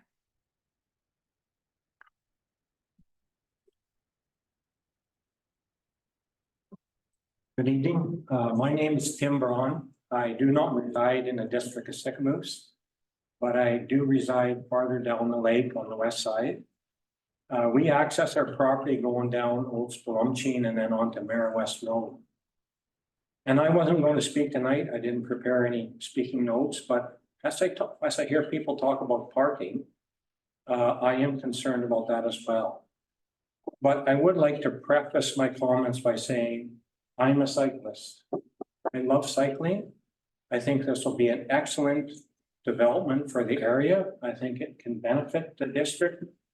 But with anything, if you don't properly plan and you jump into something, it gets very costly, liability with it. And as we go down Old Splumchine Road, in summer, there's more and more people parking on the edge of that road. I called the CSRD, raised my concerns. They told me to speak to the Ministry of Transport. I called the Ministry of Transport and they said that they really don't police how people live their lifestyles, I think were the words. And that I, as a driver, was responsible to make sure that if there was a problem, that I try and stop. There's since been 150 RV site development approved for High Golf Course. And the concerns with the added traffic coming off the #1 highway and the junction down at Old Splumchine and Mare West Road, I'm concerned there's going to be a problem. And secondly, if there's no parking for an approximate 500 people a day, if you're saying 100,000 people a year over a 180-day period, roughly 500 people a day, we're already seeing people down in our area parking along the sides of the roads, parking in driveways, and the rail trail is not even open yet. The other thing that I'm somewhat concerned about is, as I read the official community plan and the development documents related to the rail trail, they talk about the riparian area, and that they want it to be as natural as possible. And I'm right on the edge of that development. When it was operated as a rail trail, or sorry, as a rail line, the railway went along and they maintained vegetation. We watched people walking down that rail trail going to the park just beyond their development. I'm concerned with people flicking cigarettes out into the ground, and we've all seen recently what a fire can do. So that's another one of my concerns is how is that going to be addressed? And I know it's not, maybe not the appropriate area to speak about it, but the two things is this parking, fire control, and then access for people if they can't park here in town, go across that bridge. Where's it going to push them to? Time. Thank you. Thank you. Jeremy, you wanted Hi, Jeremy Fair again. I just wanted to talk about the zoning not being a critical event in the District of Sycamoo's decision tree, and that there can be negotiations happening afterwards. That's not the case. The zoning is your final piece of leverage. I've been up here 20 times, you all, for previous councils. 11th hour, there's a problem. They haven't provided the documentation. We're scrambling. We're trying to get things done. At the end of all of that, after 5.5 years, and I've spent nearly $300,000 on legal fees, have not had access to my doc for 4 years. I've had to chop pieces off of it because of their tactics in trying to force me to sign that. We're now faced with a permit that is far worse than we originally got. So if we think at council that we're going to get this zoning through and negotiate a better deal than what is here, that's absolutely delusional. They have fought everything. They've kept information from you. They've been deceptive. They've used every tactic possible to muddy the waters to break grip apart here. We all want the rail trail. I was kicking in $35,000 for it. I've kicked in $300,000 in legal fees to try to stay in this community. I would have paid for the whole damn thing in your zone by now. If this zoning goes through, our goose is cooked, and the next steps from here are not pretty. This is not going away. You need to hear that. This is not a threat, but it's not going away. I'm fully committed to this. This is principled and has been for 4 years. My family came to me and begged me to get rid of that property. And I said no, because of what they're doing and how they're doing it. Had they come to me fairly and said, look, let's have a beer, let's talk about this, I wouldn't be standing here today. This has always been a 10-minute conversation about a couple of points that are totally rational. And it's turned into the happy old McCoys and Sycamoos. That's what this has turned into. Wasted hundreds of thousands of dollars. I didn't build my business here. I'm going to build a dream home in the US now. I'm so fed up with this crap. And I'm sorry I'm getting emotional. I'm 100% with Brenda. One of the main reasons why I decided to come here and live here, I went on a golf tournament, best ball with her, and we had a blast. And I was like, this is an amazing town, having fun. I hit the best ball, I got the second shot, and I drained a 30-foot putt. And she looked at me and she went, watch this, and goes and drains a 90-footer. I just fell over. I couldn't laugh any harder. Had an absolute blast. I'm 100% in agreement with everything you said. 100%. But if any other citizen in Sycamoose was facing a 50% loss on the value of their property, they'd be standing up here with me right now, including everyone who's been going for this. That's my only reason for being here. And the reason why I put in the time and the money is I care about this country. I care about what I'm going to leave for my kids, not the money. The principles and the values is what I'm here for. And I think the world of everyone in this room, even those who disagree with me. Thank you, Jeremy. Okay, do we have anyone on online that wants to, any hands up online? Where'd everyone go? We're all going to sleep. If there's anyone online that wishes to speak, can you please raise the hand icon?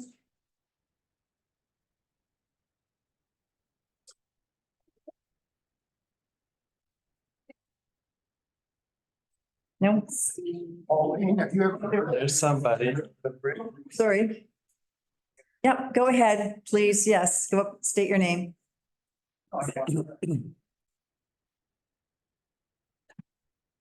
Good afternoon, my name is Ginger. I live on the north side of the channel on Coach Road. I've been losing my voice for a good day now, so I'll try and talk. But anyway, yeah, my family's been coming up here. I've got pictures. My dad worked at Twin Anchors in the old days. And I've got pictures of my grandpa being at Twin Anchors, pumping gas out there on the channel. And I've got videos of me, pictures of me with friends. I always came out here in summertime. And anyway, those pictures show there were no houses on the west side, none. And I've got all those pictures to show you if you ever want to. As far as our house was built in 1974, that's 50 years ago. I'm still in it, and I've lived from the East Coast to the West Coast. Great jobs. I'm an engineer. I worked for the CBC in Washington, DC, when Bill Clinton and Monica Lewinsky was the big story. I worked at CNN, Atlanta. When the second Gulf War was on. I started there 2 months before the Gulf War. And all of a sudden, I'm kind of learning my ropes. And I worked for CNN Espanol. So my Spanish was good enough to get my job down there. I'm the only engineer they've ever hired that wasn't actually a PN.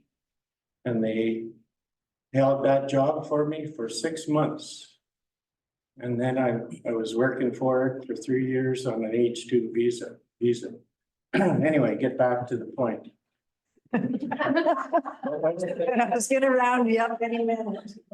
Yeah, so anyway, I was teaching at State Broadcast Electronics. You know, the family's been here 50 years. Actually, we've owned the land more than 50 years. We've had our lot developed, and we own 3 properties over there in our family. But as far as the family goes, our family from Calgary, all the grandkids and everything else, they don't really know the trouble we're having. And it's basically the crossing agreements have been ridiculous. Like, we've had those docks for 25 years.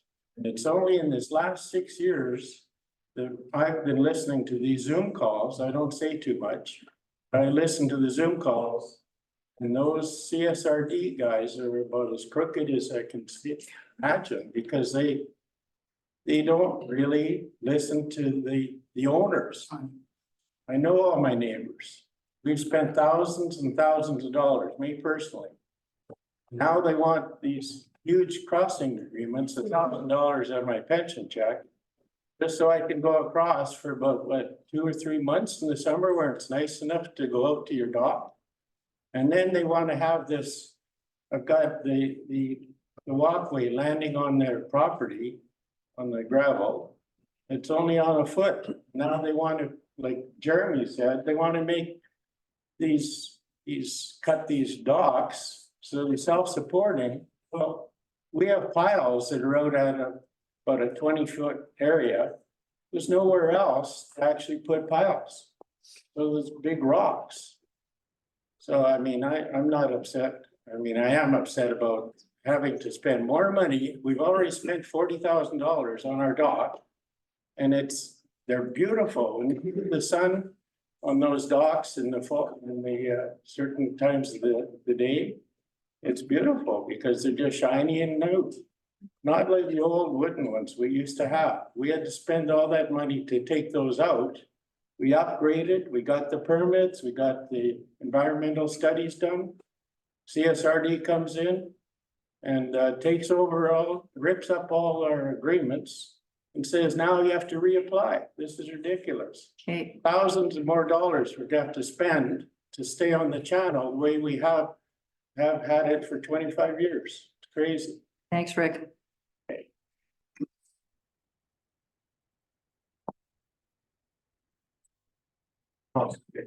Hey, Brent again, just to get back to what the problem here is on the west side, we are looking for upland consent. We don't need a special crossing agreement, don't need anything else. We need upland consent to have our docks from a public body who own the land. It's public land already. There's spots in the Shuswap that already have public land in front of them. They do not need the upland consent. So we're being asked to get an upland consent agreement, which they're not offering. If we have that upland consent, the province has the ability to have the docks removed within 90 days notice. But they have never showed the intent to remove the docks.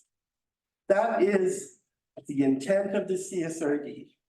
That is, we have documentation that they do not want the docks there. They want us to sign something that gives them control. We just give us upland consent.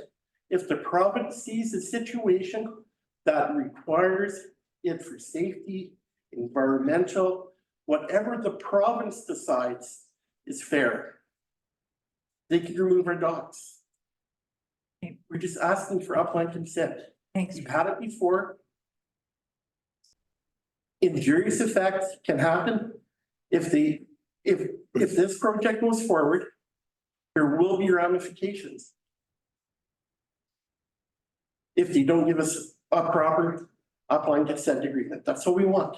We just Thanks, want Brett. upland consent. We are talking about zoning, not consent. That has that side of the scope of this meeting, but thank you. Hey, Rod, on Zoom, did you want to identify yourself?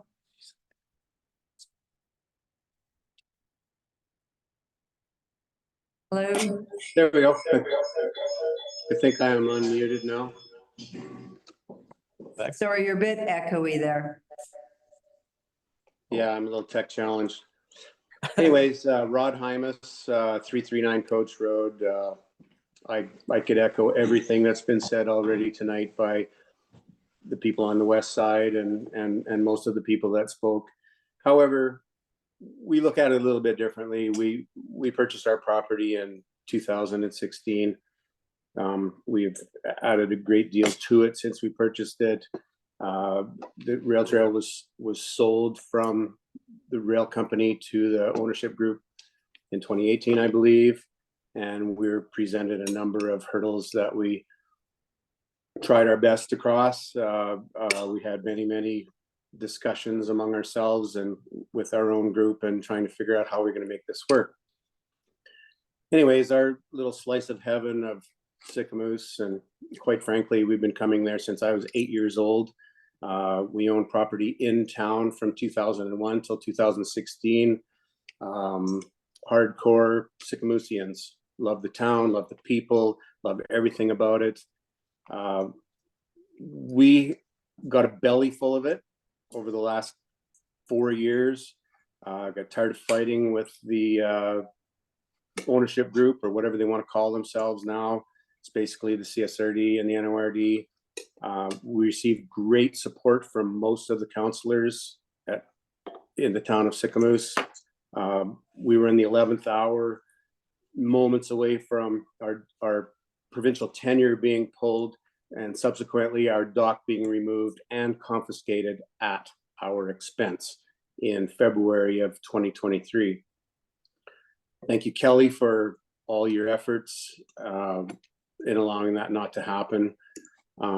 Regardless of all the good things that have happened, we chose to list our home for sale in September.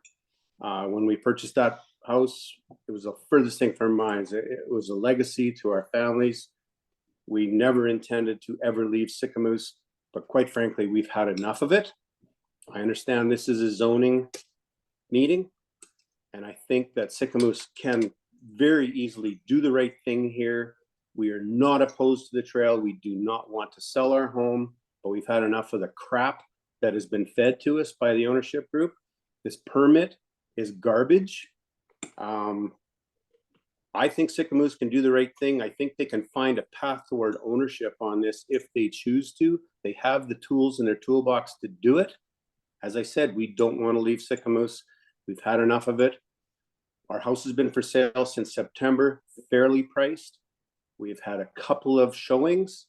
The people that have looked at it, when they discover what's going on with the dock issue, they don't walk away, they run. They're not even interested in making an offer when they find out that their beautiful lakefront home now becomes a lake view home. So I implore you, Sycamoose, you do have the tools in your toolbox to fix this. We would love to become or remain, residents of your wonderful town. But if things don't change, we're out of there and we won't be the last ones. Thank you. Thanks, Rod. Okay, we're going to call second time for anyone else that has something new to add. Yeah. Do you know when the next hearing is over this bridge, the Broom Bridge? The next meeting, or do you know anything about it at all? No, I don't think there's been a date set. They've just closed on the getting qualifications. So it's probably, I can't even tell you, Ed, I don't know. It's probably a little ways out anyway, a couple months. I've got a second. So I'm sorry, do you have something new to add? Yes, I do. Okay, I got a lot to. Okay, yeah, but we're talking about zoning here in Sycamoose. Yep. And just, again, with respect to zoning, it's about approving this. I'd like to offer a suggestion then, before you proceed with approving this zoning, is get in touch with people like myself, the ALR, the Mayor Christine Fraser from SPAL, who has written the ALR saying that we have felt bullied into signing things and to be aware of it. So be informed. Don't just read what's on the Rail Trail website, because I guarantee you all the literature that they have sent to the ALR or that we read in the papers or on their website, none of it. There was nothing about the discussions and the concerns that we have, like as property owners adjacent to that rail trail. So the concerns are not just here in Sycamoose. That's what I encourage you to do is, again, just postpone it. Do not approve the rezoning, because once you do it, CSRD is in control. And I think you heard from everybody here that their communications have never been replied to or respected. So don't decline it, just postpone it, find out the facts. I'd be happy to give you anything you want with respect to communications and contacts. And that's what we need to do. Here's the other thing to think about zoning. If you rezone this and spend taxpayers' monies to develop the trail, remember the trail was approved on the other end through all the ALR lands subject to the ALR conditions, which have not been met. So if you're rezoning and they don't get the zoning down at the other end of the trail, it's not going to happen. And as far as the farmers out there, the people, those 7 of us that are landlocked, one of which has that letter from CPR saying you have an entitlement to a crossing. Why would she relinquish an entitlement for a permit, for a bylaw? So again, that's my suggestion to this council is just postpone it. Get the facts, listen to the real people meaning the ones not posting on the Rail Trail website. That is a great thing. But I'd be happy to pass on my number and the people that we're in communication with. And again, get in touch with the ALR. They have the letters. We sent a request for reconsideration of this trail, not because we don't want a trail. Heck, we love the outdoors. We're not against the trail. We're against losing property rights. And that's it. So thank you very much for your time with everybody. I appreciate you inviting me. So Thank you.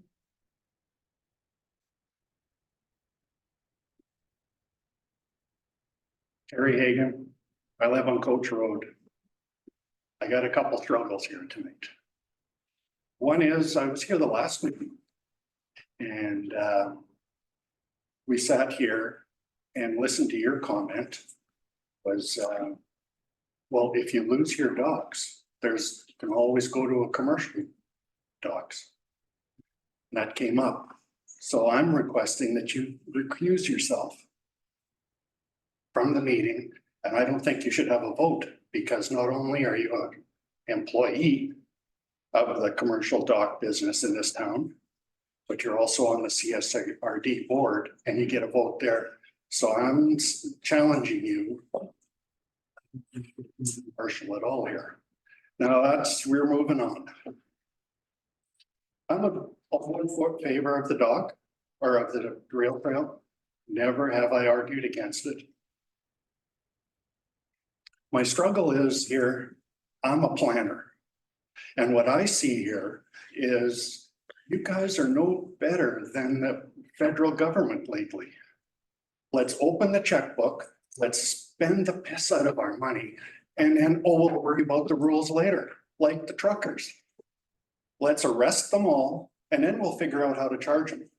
I have yet to hear how there is a plan for the parking, for all the people, for everything going ahead. It's just, hey, it's the fear of missing out, what the brokers say. You're so eager to throw all your money into this boondoggle that's going to happen over there. And you're neglecting the whole rest of this town. How about taking a rest and not putting all your eggs in that rail trail? How about looking after the citizens of this town, this district? I'm a season's ticket holder at the arena. It sure could use some money there too. There's all kinds of little things that would benefit the citizens, the kids of this neighborhood all year round, instead of some pedal pushers that everybody says they're going to come and spend all this money and make us all millionaires out here. Maybe somebody should take a look at what's going on here. We're all focused on the docks of all things. That's not what this meeting was all about. Take a pause, take a plan, and then bring it back to committee. And then let's see if it makes economic sense to anybody. Thank you, Terry. Okay, any new information? Anyone else want to speak? Call for the second time. Any presenters? Any comments? Third. Mary. Go ahead, Mary. Things we have a nice full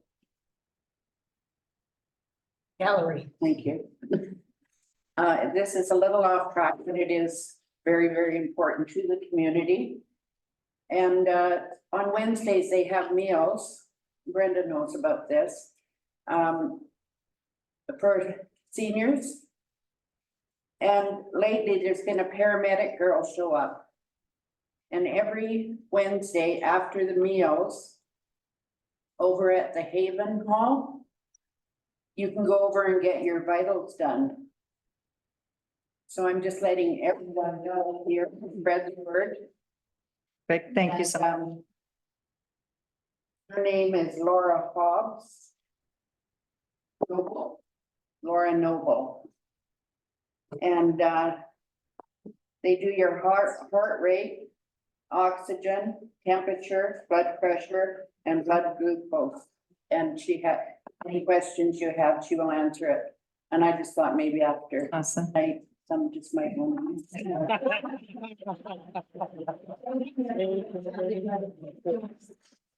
Okay, I'm gonna go right to the call. That's good.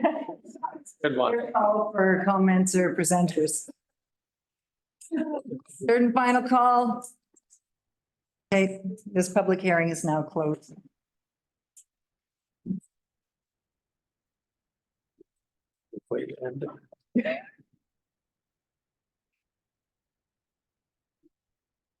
Okay.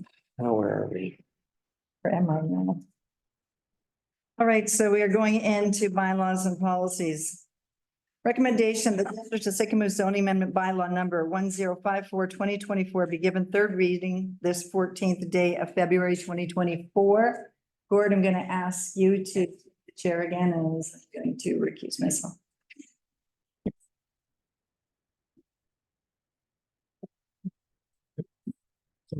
Thank you. You know, everybody's really very respectful. Very respectful. Thank you.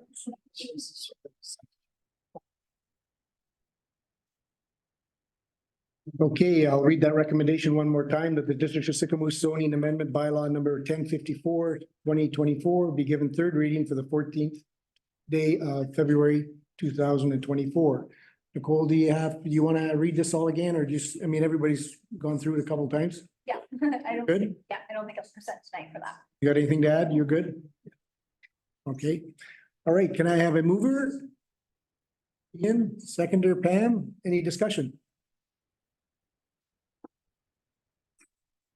No discussion, I'll call the question. All those in favor? Carried. Okay. Pauline?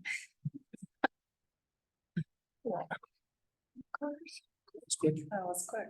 No report. Probably in the washroom. I have, okay, yeah. She's probably in the washroom. Gonna come back. She's in her truck. Yeah. Pick it off the shelf and introduce it, but we'll have to have another. That was very respectful. Actually, I'm pretty impressed with everybody. Oh, yeah. I know. No. It's good. See something.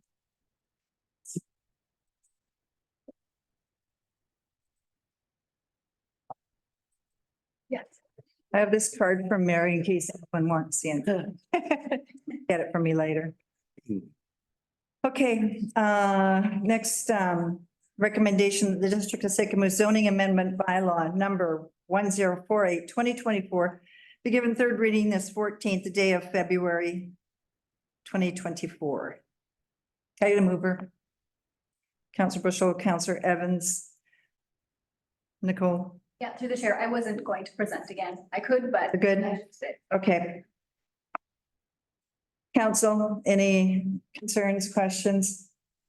Okay, let's call the question. All in favor? Carried. Thank you. Recommendation, the District of Sycamore zoning amendment bylaw number 1044/2024 be given third reading this 15th day of February 2024. Could I get a mover? Councillor Beach. Councillor Bushel. Council discussion. Any comments? Councillor Bushel. Yeah, through the chair. First off, I want to thank everybody for coming tonight. This is, some people call it a tough decision, but it's really not a tough decision. It's about planning. And I really think after we did a tour with our staff and had a look at what they had to say, because they didn't know a lot.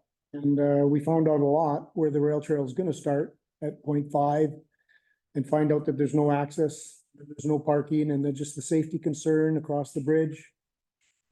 There's no bylaws in place. Nobody knows who's going to police it. there's just not a lot of planning out there and I figured, we take 3 meters of easement from property owners on the east side of the channel. And I still think there's an easement to be placed on the west side of the channel. I mean, how are we ever gonna access the channel if we don't own it, for one thing, or if we don't have an easement or right of way that we can actually install a utility that we need, or, so none of that stuff has been done or planned for. So it's not that we're saying, or I'm saying no. I just think that we need to sit down with our CSRD and they are they're hard people to touch. You just, you can't, I don't know, they don't come to the table and they don't, I don't know, it's really hard. It's a big government, I guess you want to say. It's a big government. And, for that reason, I can't go ahead and vote for this knowing that there's no plans. I mean, I know they have an overall plan, but there's no, washroom facilities plan for half K. So are we gonna put a temporary washroom in at half K?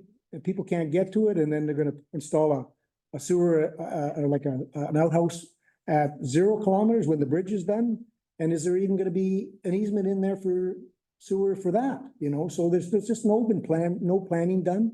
And I really love the rail trail. I walk the rail trail all the time. I have for years. I walked it when there was rails there, and I've been walking it ever since, my wife and I. And we love the rail trail, but it has to be planned better. And I really feel that, when they talking about raising the rail trail, even a foot, and they're planning on starting in March. They haven't talked to anybody that owns property there. A fellow phoned me today who has a piece of property there that doesn't have a dock, doesn't have a foreshore lease. And I said, well, maybe he's got a letter that they want to, maybe at least communicate with him and say they're going to, need to raise his land or their land. He hasn't been in touch with, they haven't even contacted him. So they have to come out of the office and get out on the rail trail and start meeting people and telling them what they're gonna do, and sit down with us and tell us what they're gonna do. And then at that point, I will look at rezoning, or I will vote for rezoning. So that's the way I feel. And I feel bad that everybody's been treated like this, and it's like dividing the community, but it's not. We all want the rail trail. It's just gotta be done right. And we can't waste taxpayers' money. So that's what I'm calling. Councillor Beach and Councillor Bailey. Through the chair. I want to thank you all for coming out tonight and pouring your hearts out to us.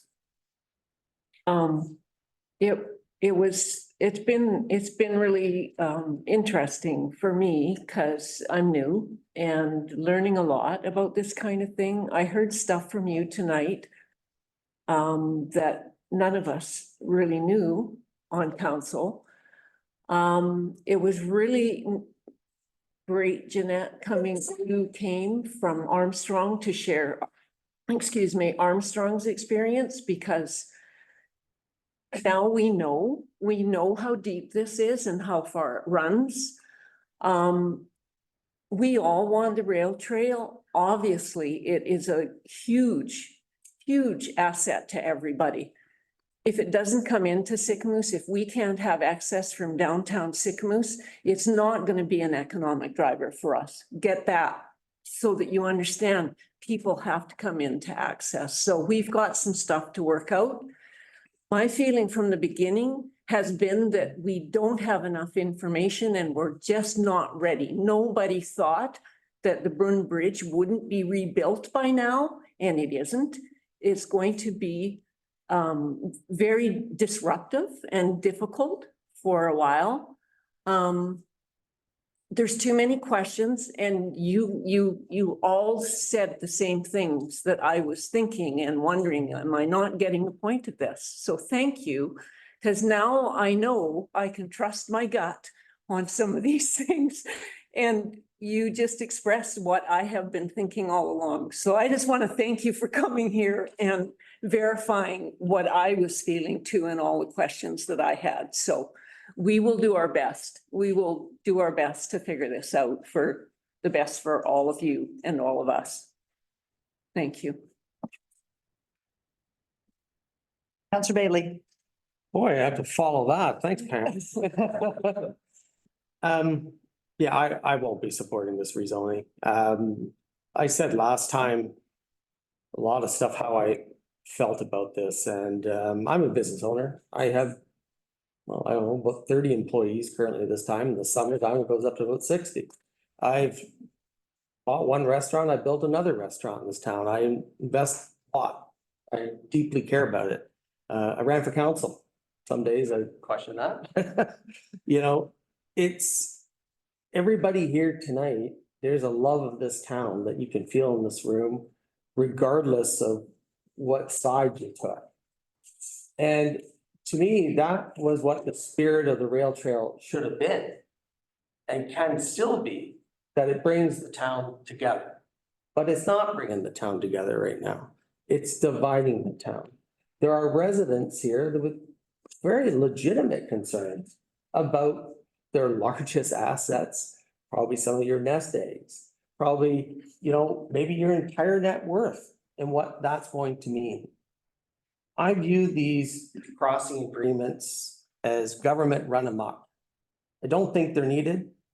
We don't ask you to sign something to cross your sidewalk. We don't ask you to sign an agreement to cross park or use it. We can get to a place, and I think this is where the big mistake was made on this rail trail, was to even contemplate crossing agreements.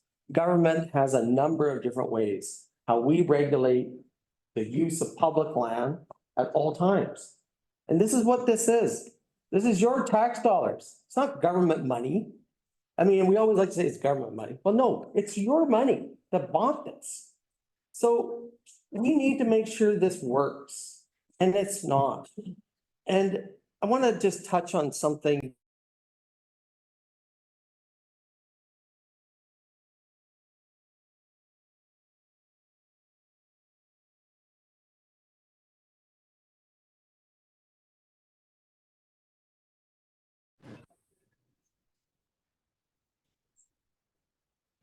I can't hear anybody.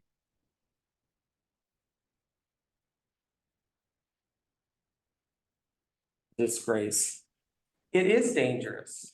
I would not ever suggest to anybody who ever came in any one of my businesses to say, hey, why don't you go across there, just drag your bike there. And by the way, the sidewalk's on the wrong side, and then you just got to cross Highway 1 and then maybe just pedal down Old Small Road and get to some place, I don't know where, because there is no public access, but get to some place you feel like you could get to that trail.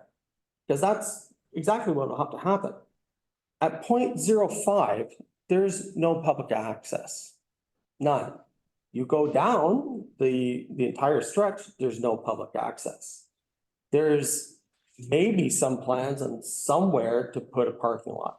None that we know of. Nothing has been defined to us, even as a council, where that parking lot could or would absolutely go. This is all the truth. I want the rail trail. It would greatly benefit Sycamoose and my businesses, but it will not do that if we cannot get people safely into town. And I have to underline that, safely. If we start this, we rezone it, and the reason why we're talking about the rezoning, me and the mayor will disagree that, you know, it's just about the rezoning. It's not. When we do the rezone, you build the trail. Then you get all these other problems that come with it, right? And that's why this is so important, is because we will end up encouraging people to take an unsafe route there. And I can't do that ethically. I don't think we can do that as a council ethically. I also think there's a lot of ways that we can patch this together to actually make it what it should have been right from the beginning. Something that the entire town rallies around, claps for, and supports. And for that, I'm not supporting the rezoning. Thanks. Councillor Bailey, Councillor Rich. Through the chair. I will not be, we're talking rezoning, and we keep going back to rezoning. And I think the big thing about this rezoning is giving up our rezoning at this point when we do not have a clear agreement with our partner, CSRD and NORD, yes, and Splatsine, that when we do that, we don't have a firm agreement and we don't know what we're signing up to. I 100% support the rail trail. I've walked that rail trail probably since I was 6 years old in Dodge trains. I do today. When I walk by it, people hang over their balconies and they're like, hey, what are you doing? And I'm walking out, like, I've never had anyone say, get off my land. Don't walk your dog here. You don't belong here. I've always had people reach out to me and just, I'm walking and off I go. And I believe that the rail trail will be huge for Sicamous. We're not ready. The horse is in front of the cart right now, and we need to make sure we have our ducks in a row, and we don't. So I don't support this zoning at this time. Councillor Evans.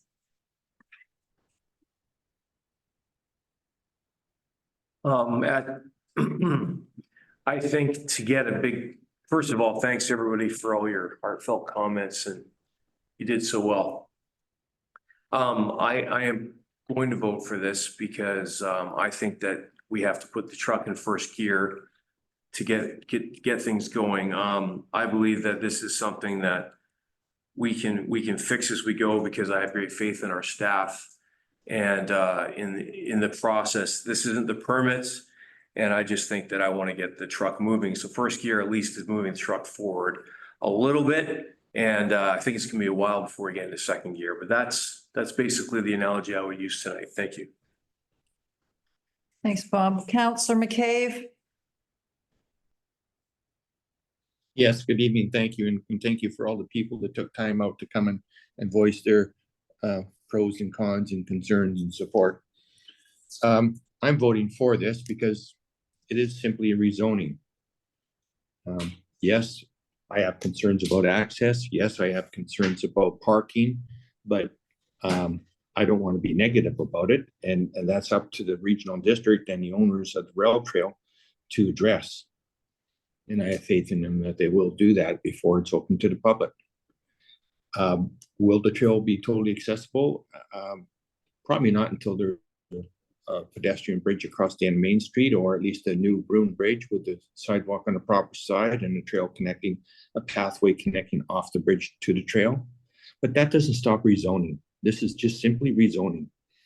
All the fear mongering from people that are saying that we're going to have blood in our hands and that we're going to be liable. I just find that offensive, and I find, frankly, that's bullying. And I have to make a decision what's in the best interest of the community. And that's a rail trail. And the first step is to get it zoned properly. That doesn't mean that as soon as we rezone it, that someone's going to die. I find that very offensive. I have trust in the regional district and the owners that they'll make sure it's safe before they encourage people to use the trail. This is just simply a rezoning. Do we want a trail? This is a vote. Do we want a trail or not? If we do, let's vote for it to be properly zoned so we can have a trail. Thank you, Councillor McCabe. Anyone else? I will also be supporting this, as I believe that with Councillor McCabe and Councillor Evan, it puts the truck in first gear. There are some inaccuracies tonight that were shared. This is not a, and I don't want to get into the crossing agreements because the District of Sicamous doesn't issue the crossing agreements. The owners of the rail trail do, and that's, I'm sorry, I'm speaking now. Thank you. So Nord CSRD and Splat Scene are the new owners. And yes, things change when you have new owners. This relationship has also been very contentious over the last few years because we had folks that were in charge of making decisions that shouldn't been. And it was difficult dealing with them. So some of those things have changed. We talked about crossing, like I was saying, we're talking about crossing agreements. These aren't crossing agreements. These are permission to use water tenure. So you can cross the trail all you want, but you do need, if you want to dock, you need permission from the upland owner to use the water tenure. As well, the CSRD is frankly, and there's a couple comments here about the CSRD removing docks, and they're not removing docks. They're not in the dock removing business. But the provincial government can remove your dock with zero notice. So, and there has been some changes to the permit, which I'm not going to get into. I'm not too concerned, and as far as liability, we had staff check on liability for us, and this is a process. This isn't a sprint. This is like a marathon. So we get rezoning done and start building the trail. The trail's not going to have 100,000 people on it, you guys, until when the trail's done. This is slowly just getting us moving on the trail. As far as access, we have people turning off the bridge, going to Hyde Mountain golfing or for dinner. So it's a risk that people take. We also said that perhaps there could be other options as far as accessing the trail, like a shuttle or a shuttle across the channel. So other options that we can look at. But this is just to get the ball rolling. How this all starts rolling out and planning and development, that's going to be part of the process. They can't really start developing unless they have permission to start developing and discussing. So there are 13 districts and areas that are involved in this rail trail. This rail and it's 70% funded by them. I might get Kelly or Bianca to touch on some numbers that were brought up, but and taxes. But it only touches, this rail trail only touches Sycamoose and Area E.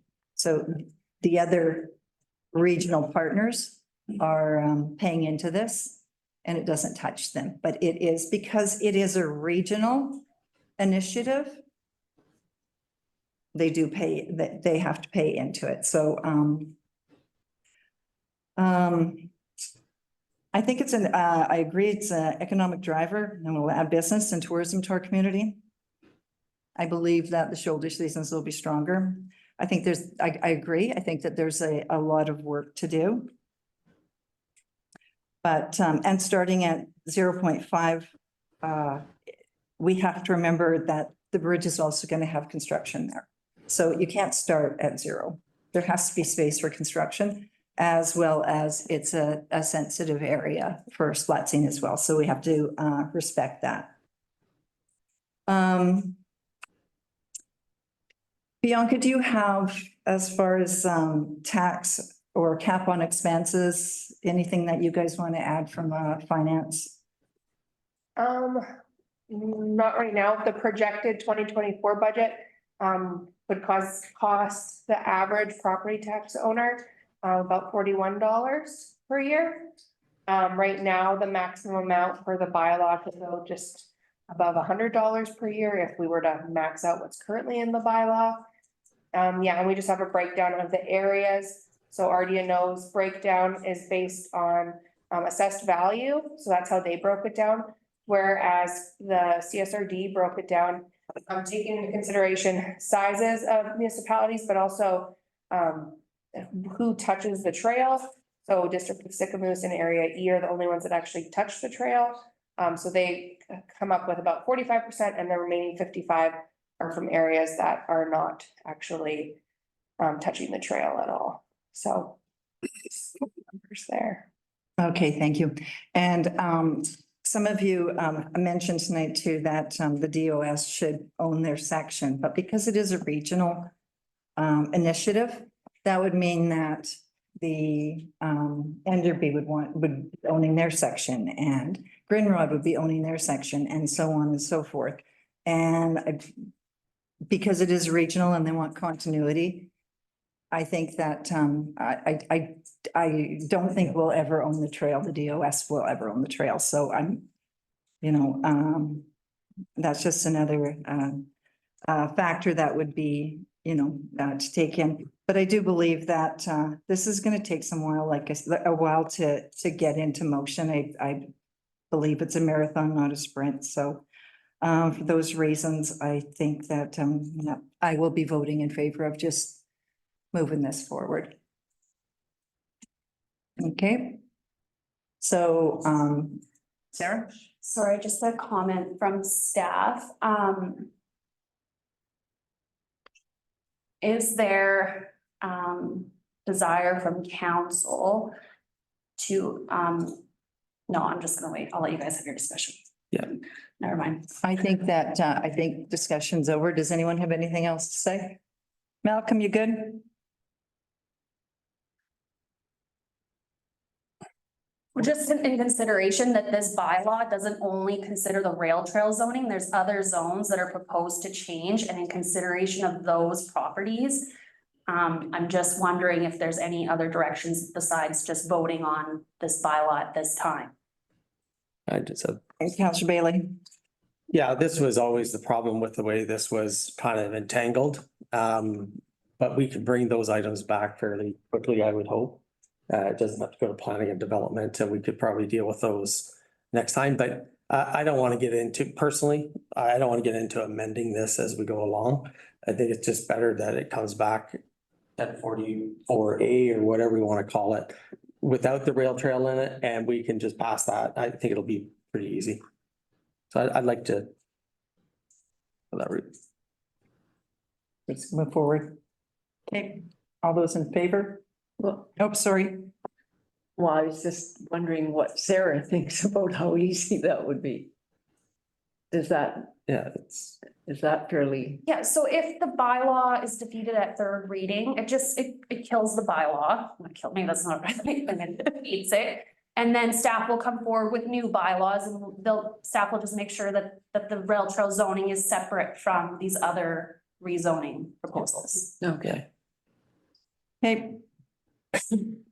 Ready to call the question. All those in favor? 3, all those opposed? Bushel, Rich, Bailey, Beach. It's defeated.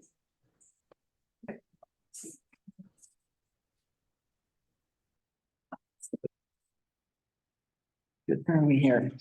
Okay, staff reports.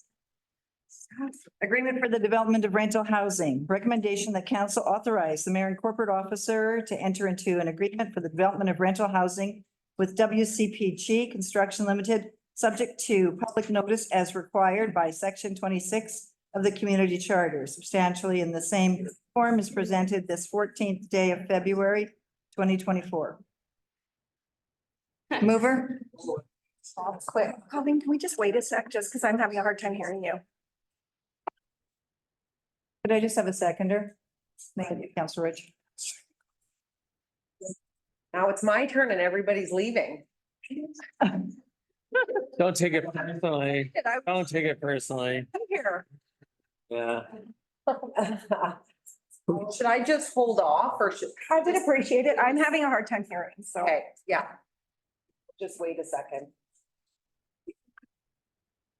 No, I got some, thank you. Okay. Okay. All right, Kelly, take it away. All right, so this won't be much of a surprise, but it's a very important document. And a lot of time has gone into it. It's a 76-page agreement. I would have liked it shorter, but there's a lot of really important things in here. So I'm just going to high level explain it to you. And if you've happened to read it and you've got any questions, I'm happy to answer it. I'm very intimate with this document. So as you guys are all aware, back in 2019 and 2020, we purchased the land over on 425 Main Street. I know it's hard because you get to. Guess they're not that interested in this. This is actually very important. It's really in this massive. Anyways, here it is. We bought the land back in 2019, 2020. We recognize housing is important to us. So we've agreed to supply 1.5 acres of land. We put it out there in an expression of interest back in June of 2023 to solicit proposals from qualified housing developers. and builders interested in leveraging our land for the development of a mixed-use rental housing / commercial project to add vibrancy to our town center as well. The EOI closed August 21st, 2023, and there was 4 submissions received. An evaluations committee was established, and we met on August 24th, 2023 to evaluate the submissions based on developer qualifications, operational management qualifications, project-specific deliverables, ability to meet and manage the project schedule, experience partnering with other local governments, their track record in the use of public funds, and a bunch of other things. Way to go, Kelly. Well, at least the foyer is getting used. Since then, so we did the evaluation, and then on October 11th, 2023, at a regular council meeting, we awarded the expression of interest to WCPG Construction Limited, based on their experience and their ability to deliver. They've got lots of background and history in building multi-unit residential construction. So since October, staff have been working with WCPG Construction to negotiate a deal for this development, and attached to this report are all the relevant agreements and schedules that is the deal. So in summary, I just got a high-level summary of the deal here, which is the district will transfer 425 Main Street, which is 1.5 acres of land, for the value of $1. And what are we getting in return? You're getting the construction of a 54-unit long-term rental housing development consisting of 25 one-bedrooms, 25 two-bedrooms, and they're putting in 4 3-bedrooms. In addition, 3,900 square feet of commercial space will be fronting Main Street. We will also receive a 1-bedroom unit for a discounted price of $500 per month for a term of 10 years. Also on title, we are putting a repurchase option covenant, which we will have the ability to buy back the land for $1 in case the developer does not commence construction in accordance with the development plan and the construction timeline, which the construction timeline is they must be excavating prior to April of 2025. The goal is to start this summer, but that just gives them some additional buffer time. And with the 2-year build, so they have to have occupancy within 2 years. There's also a very important development covenant, which will be registered on title in favor of the district of Sicamous. And this is to ensure the land is built upon in accordance with the development plan, that a public information session is held to our satisfaction. There's no building allowed until this is complete. And also the construction timelines are met. A housing agreement will also be registered on title in the favor of the district of Sicamous, requiring, I know. Perfect timing. Keep going, Kelly. Keep going. Keep going. All residential units remain long-term rentals for a minimum period of 25 years, and also requiring 80% of the residential units, which works out to 44 units, be occupied by households that meet CMHC's affordability criteria by having household income that does not exceed middle income. So this is a missing middle development. And those incomes for 2024 for a 1-bedroom is 130 and change. And for a 2-bedroom, it's gone up from 155 to 170. So that's what it is for 2024. In addition, we've made sure that in this rental agreement that they're not charging extra for parking. So the parking is also included in it. There are some garages they're proposing there, which they can charge extra for that, as well as some additional storage. But we're trying to protect some additional, costs that they may try to charge people to keep it as reasonable as possible for people renting there. So we've asked them to include parking stalls, and within those 44 units, our unit is excluded from that. So really 45 units will be occupied. So that will only leave 9 left for anybody else, right? So the restriction is loose, but it does by default limit how much they can charge. It's more market rentals, and it can't really be much more because it won't be that much won't be affordable for the 44 units that are in there. So that's what we're getting in exchange for the land is a development with lots of restrictions and long-term rentals for our community in addition to a discounted unit. Part of the deal as well is they want satisfaction that they will be eligible for a reduction in their development cost charges by up to 50%, as well as satisfaction that they will be eligible for a tax exemption as well. Financial implications, and I'm happy to go through any of these agreements. There's a mother agreement for the development of rental housing, and then there's a bunch of schedules, a description of the development plan, the development covenant, a repurchase option, affordability and rental only agreement, and a lease form. So this is all embedded within here, and this has been reviewed back and forth by two of our lawyers. WCP lawyers, I have reviewed it a bunch, and it will still be further reviewed after this meeting. We just wanted to bring it to this meeting because this won't be executed until after public notice. And there's no substantial changes. There just might be minor editing for consistencies or to make sure it reads more clearly and as clear as a 76-page document can be. Yes, correct. Financial implications. So we have $25,000 carried over in our budget to cover the rest of the legal and surveying that we're spending to make this deal come to life.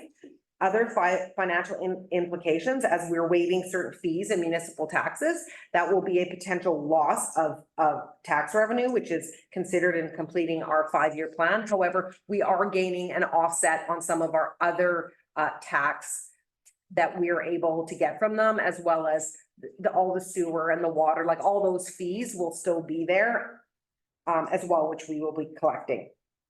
And we are collecting 50% of the development cost charges, which will be applied to future projects. Communication. So once we agree to enter into this agreement today, hopefully, then we will need to place ads in the newspaper as per section 26 of the community charter. And this will be done in 2 consecutive weeks after this. And this 100% aligns with our housing strategic priority, specifically implementing our housing strategy, utilizing the housing needs assessment. Part of that strategy is to use our land as leverage for the development of housing projects. Part of that strategy is to provide incentives for the development of these types of projects, which is a reduction of DCCs and tax incentives. So we are just following our housing strategy that we developed over the last few years. In addition, it aligns with providing land for the development of rental housing project within our community. And with that, I think I've summarized it enough. And if anybody has any specific questions, I'm more than happy to answer them. Councillor Bailey. I just have a question. So we're authorizing you to basically finalize the agreement with this today. Correct. So this agreement will not be coming back after this. Thank you. Other than we will have a public information section, we will be doing public notice, but the actual deal itself, that's what the authorization is today. Councillor Rich. Through the chair, I just want to say thank you to staff. This is huge. It's huge for Sycamoose, and I know it's not obtainable. It is market housing, but any kind of housing in Sycamoose is massive. We have a 9% rental rate. I keep saying this. We should have it at about 35%, and this literally just starts bumping us up and makes it so people can come to Sycamoose and live. So thank you, staff, for all your hard work. Massive. Thank you. Yep, I agree. Anyone else? Call the question, all in favor? And it's carried. You're opposed? Oh, sorry, Ian. Sorry, Ian. No. I said all I wanted to say on the development.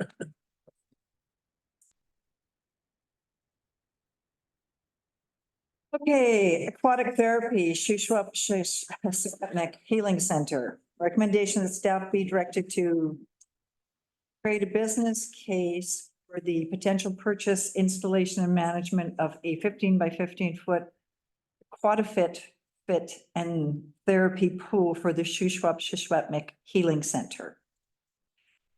Mover, Councillor Beach, seconded, Rich. Counselor Beach, I think are you taking this one away? All right. Sure, if I may. Yes, you may. All right, through the chair, I did up a little Valentine of information for how the pool fits into the healing center or how it pulls it all together. So I don't know do you have it? Oh, Kelly, you read my mind. Knew it. Okay. Well, because we were talking about it, I just wanted to share our most updated interior plan. Okay, so my little thing doesn't look like that, but I've just tried to put the pool in the middle of it all, and then you can see the plan up there. So everything I'm going to talk about is in the actual shape of the building. So what I've done is I want to sort of say that this component, which would go into, I believe need about 550 square feet of this sort of piece that's not filled yet, that's still open. Everything else is got some plan for it, but this one piece. So it would be a 15 foot by 15 foot, Can I interrupt? Can you just give us a visual? Like, is that from here over? How big is 15 by 15? I know that sounds awful, but I honestly. oh gosh. 500 Well, square feet. down here. It's like From three of you, you're 5.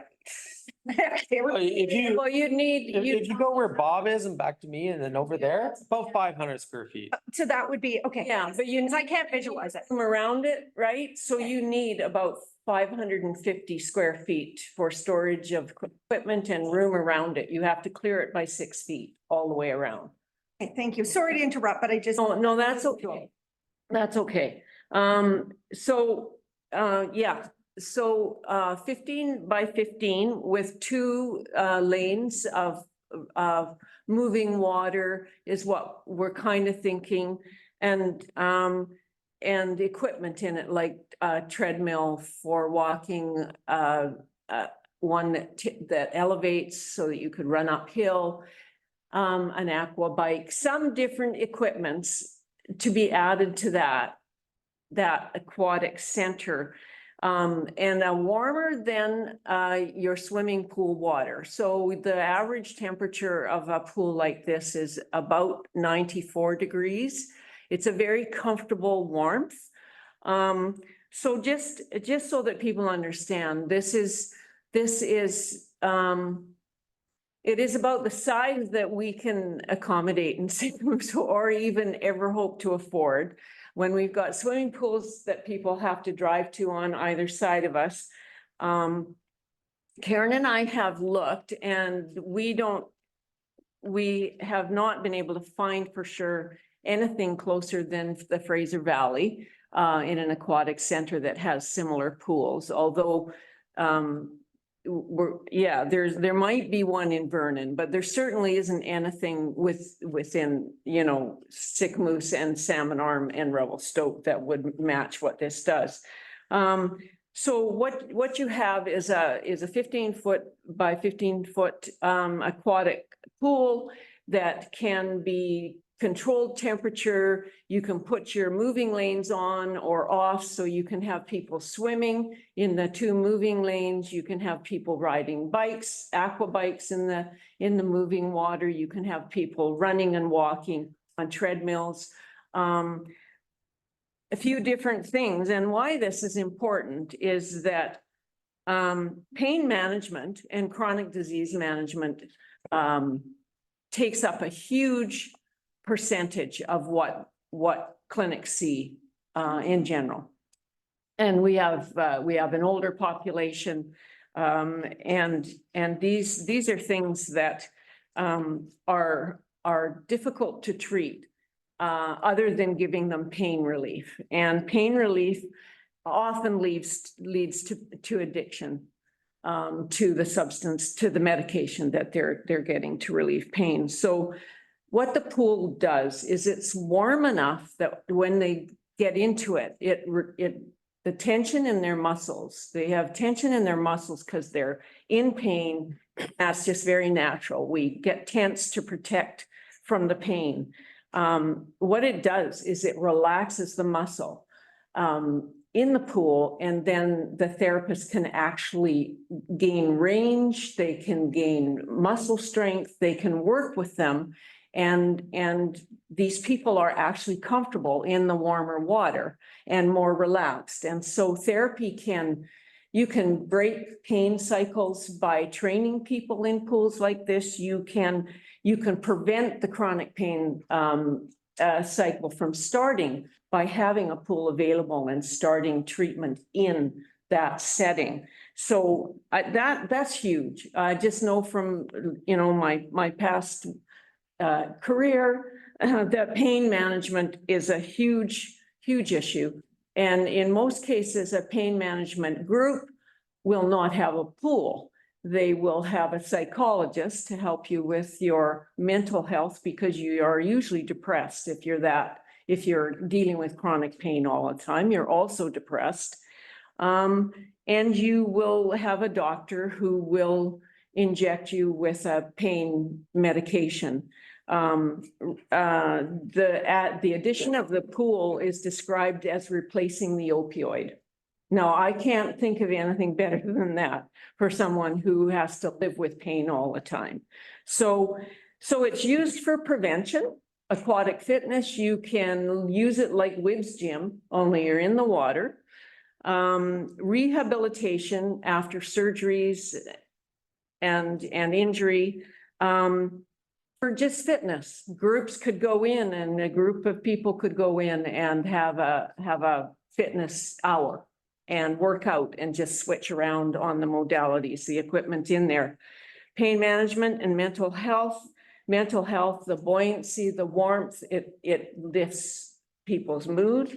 It's great for mental health. I see professional training happening in there. Swimming lessons happen year round in there, adult and children. The one that Jan Stamps, the one presentation that we had was a 15-foot by 15-foot pool. And they could run 8 children in swim lessons in that. Alternative therapies, massage, meditation in water, huge meditation in water. So all sorts of alternative benefits could be gathered. And to top it all off, social connection while you're just relaxing and getting your massage or working out, whatever. You could go with a group and work out. The one thing that we really need to figure out is for families, and as sort of just what can you put in there for kids, right? Anyways, that's my presentation. I've got all of those areas listed here, and that swimming pool, that little pool, addresses all of what we're offering: primary care, behavioral sciences, social and mental wellness, physical function, physiotherapy, traditional healing is going to be in there. Water is huge for our First Nations. Community wellness, group activities, conferencing, education, training, emergency heating and cooling. That's all in the community center. The pool is part of the community center. And the business case right now, or are we just looking for a motion? I think you're going right to the business case here. Anyways. So, yeah, okay, thank you. Help with diagnostic in there. Go ahead, Kelly. Thanks for that, Pam. And we have this 2,500 square. The reason why I brought this up is obviously I knew this was on the agenda, and we have made a few modifications to the interior since we've last spoken, and because we've had some interest. So we're kind of making this back area more of a physiotherapy treatment space that can be accessed through the rest of the facility, but also after hours, if somebody needs to come back there, this door can be shut, and this could be an after hours entrance if need be, depending on the timing of everything. So this 2,500 square feet is going to be unfinished. Correct, and there'll be two separate accesses depending on how this is split up, plus one here. So we are currently working on MOUs for a dentist, a lab, and a pharmacy. who have expressed interest a while ago. Obviously, we're still waiting to hear any stuff from Interior Health, but I feel like we already know what's going in 70% of the building. It's already going to be starting here really soon. And we've got the inside I'm feeling pretty good about the inside. Some other changes is we've made this staff room smaller, and then we've created this separate little prep kitchen here. It's not a full kitchen by any means, but just like an area. So then when functions are happening here, it's just easy and it doesn't really attach to the medical piece. And then we've made the janitor room quite small and the storage area a lot larger for tables, chairs, things like that need to go into this larger community space room. So those are just some other little changes in this area. We've switched around a bit from the last time we were here, with lots of conversations with Pam, with some interested people. With obviously the Scott Builders and Brian. So we're at a place where we're feeling pretty good about the interior piece, and there's lots of options. The pool could be accessed through this side. It could go over here. We'll see, to be determined. Okay, Councillor Rich. Through the chair, do we need to, like, if we're gonna talk about the pool, do we need to do something structurally to the building, like is there other pipes, or do you need a drain, or I've never put a pool, but I don't know, but like the outside of the building, I'm being serious, but are there things that the building will need structurally before we start breaking ground? So if we want to put the pool in, if that's what we decide we want to do, that we're set up to do that it's not an afterthought and then we're missing a drain. Yeah, so so this inside there's gonna be no concrete or anything, so the plumbing isn't gonna be done here. Okay. So it's all gonna be left. Yeah. So that, because depending, all these medical type of, operations need very specific plumbing in it, so that will be left. So there will have lots of flexibility for whatever goes in there. Okay, No, Councillor Bushel first, and then back to you, okay? Yeah. Through the chair, Pam, how deep is normally the pool? What does it say? 4 feet, I think. And Kelly, is this slab on grade or is there crawl space?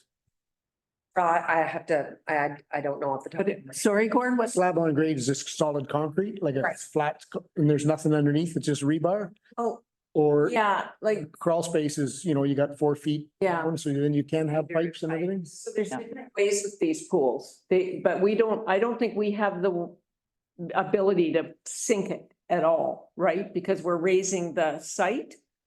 We are raising the site, and I know that Karen has already sent this pool information to the builders. Yeah. So we can get clarification, because we were looking previously at maybe putting something back here, but then we had interest from somebody else on that space, so we felt that, yeah. So they are aware of the requirements of one of those pools.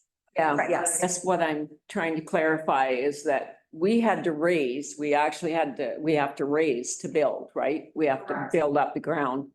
So I mean, you can have them sunk so that people can sit on the edge and gently lower themselves in, but I don't know whether we're gonna be able to do that. I don't think we are going to be able to, but there will be some prep that will be necessary, so that we need to know that we're putting it in.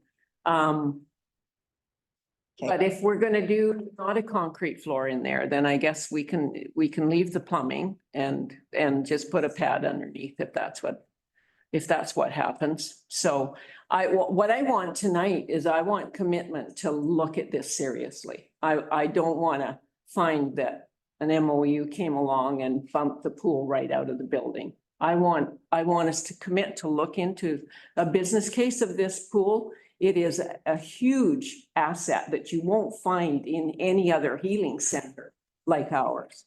And it's a piece that pulls it all together, everything that we've got in that building. Thank you, Pam. Councillor Bailey. I was just gonna say, I think you're asking us to direct Karen. Direct Karen, yes, And- direct Karen to build a I think business that's the case. motion, so I would support that motion. Thank you. Yeah. Do we have that motion on the table yet? We did. Perfect. Yeah, so you're supporting the motion for the pool in the healthcare center. I'm supporting her, yes. No, she wants to investigate the, yeah. Business case. Yeah, the Okay, business case. investigate, yeah, the business case. Yeah. Okay, And I think Mel Under supports it too. Councillor Rich, any more discussion? All in favor? Before Pam starts again, all in favor. Ask her what was the color and is it gonna be a heart-shaped pool? Tile. Yeah. Bottom. The water be like blue. It will be blue.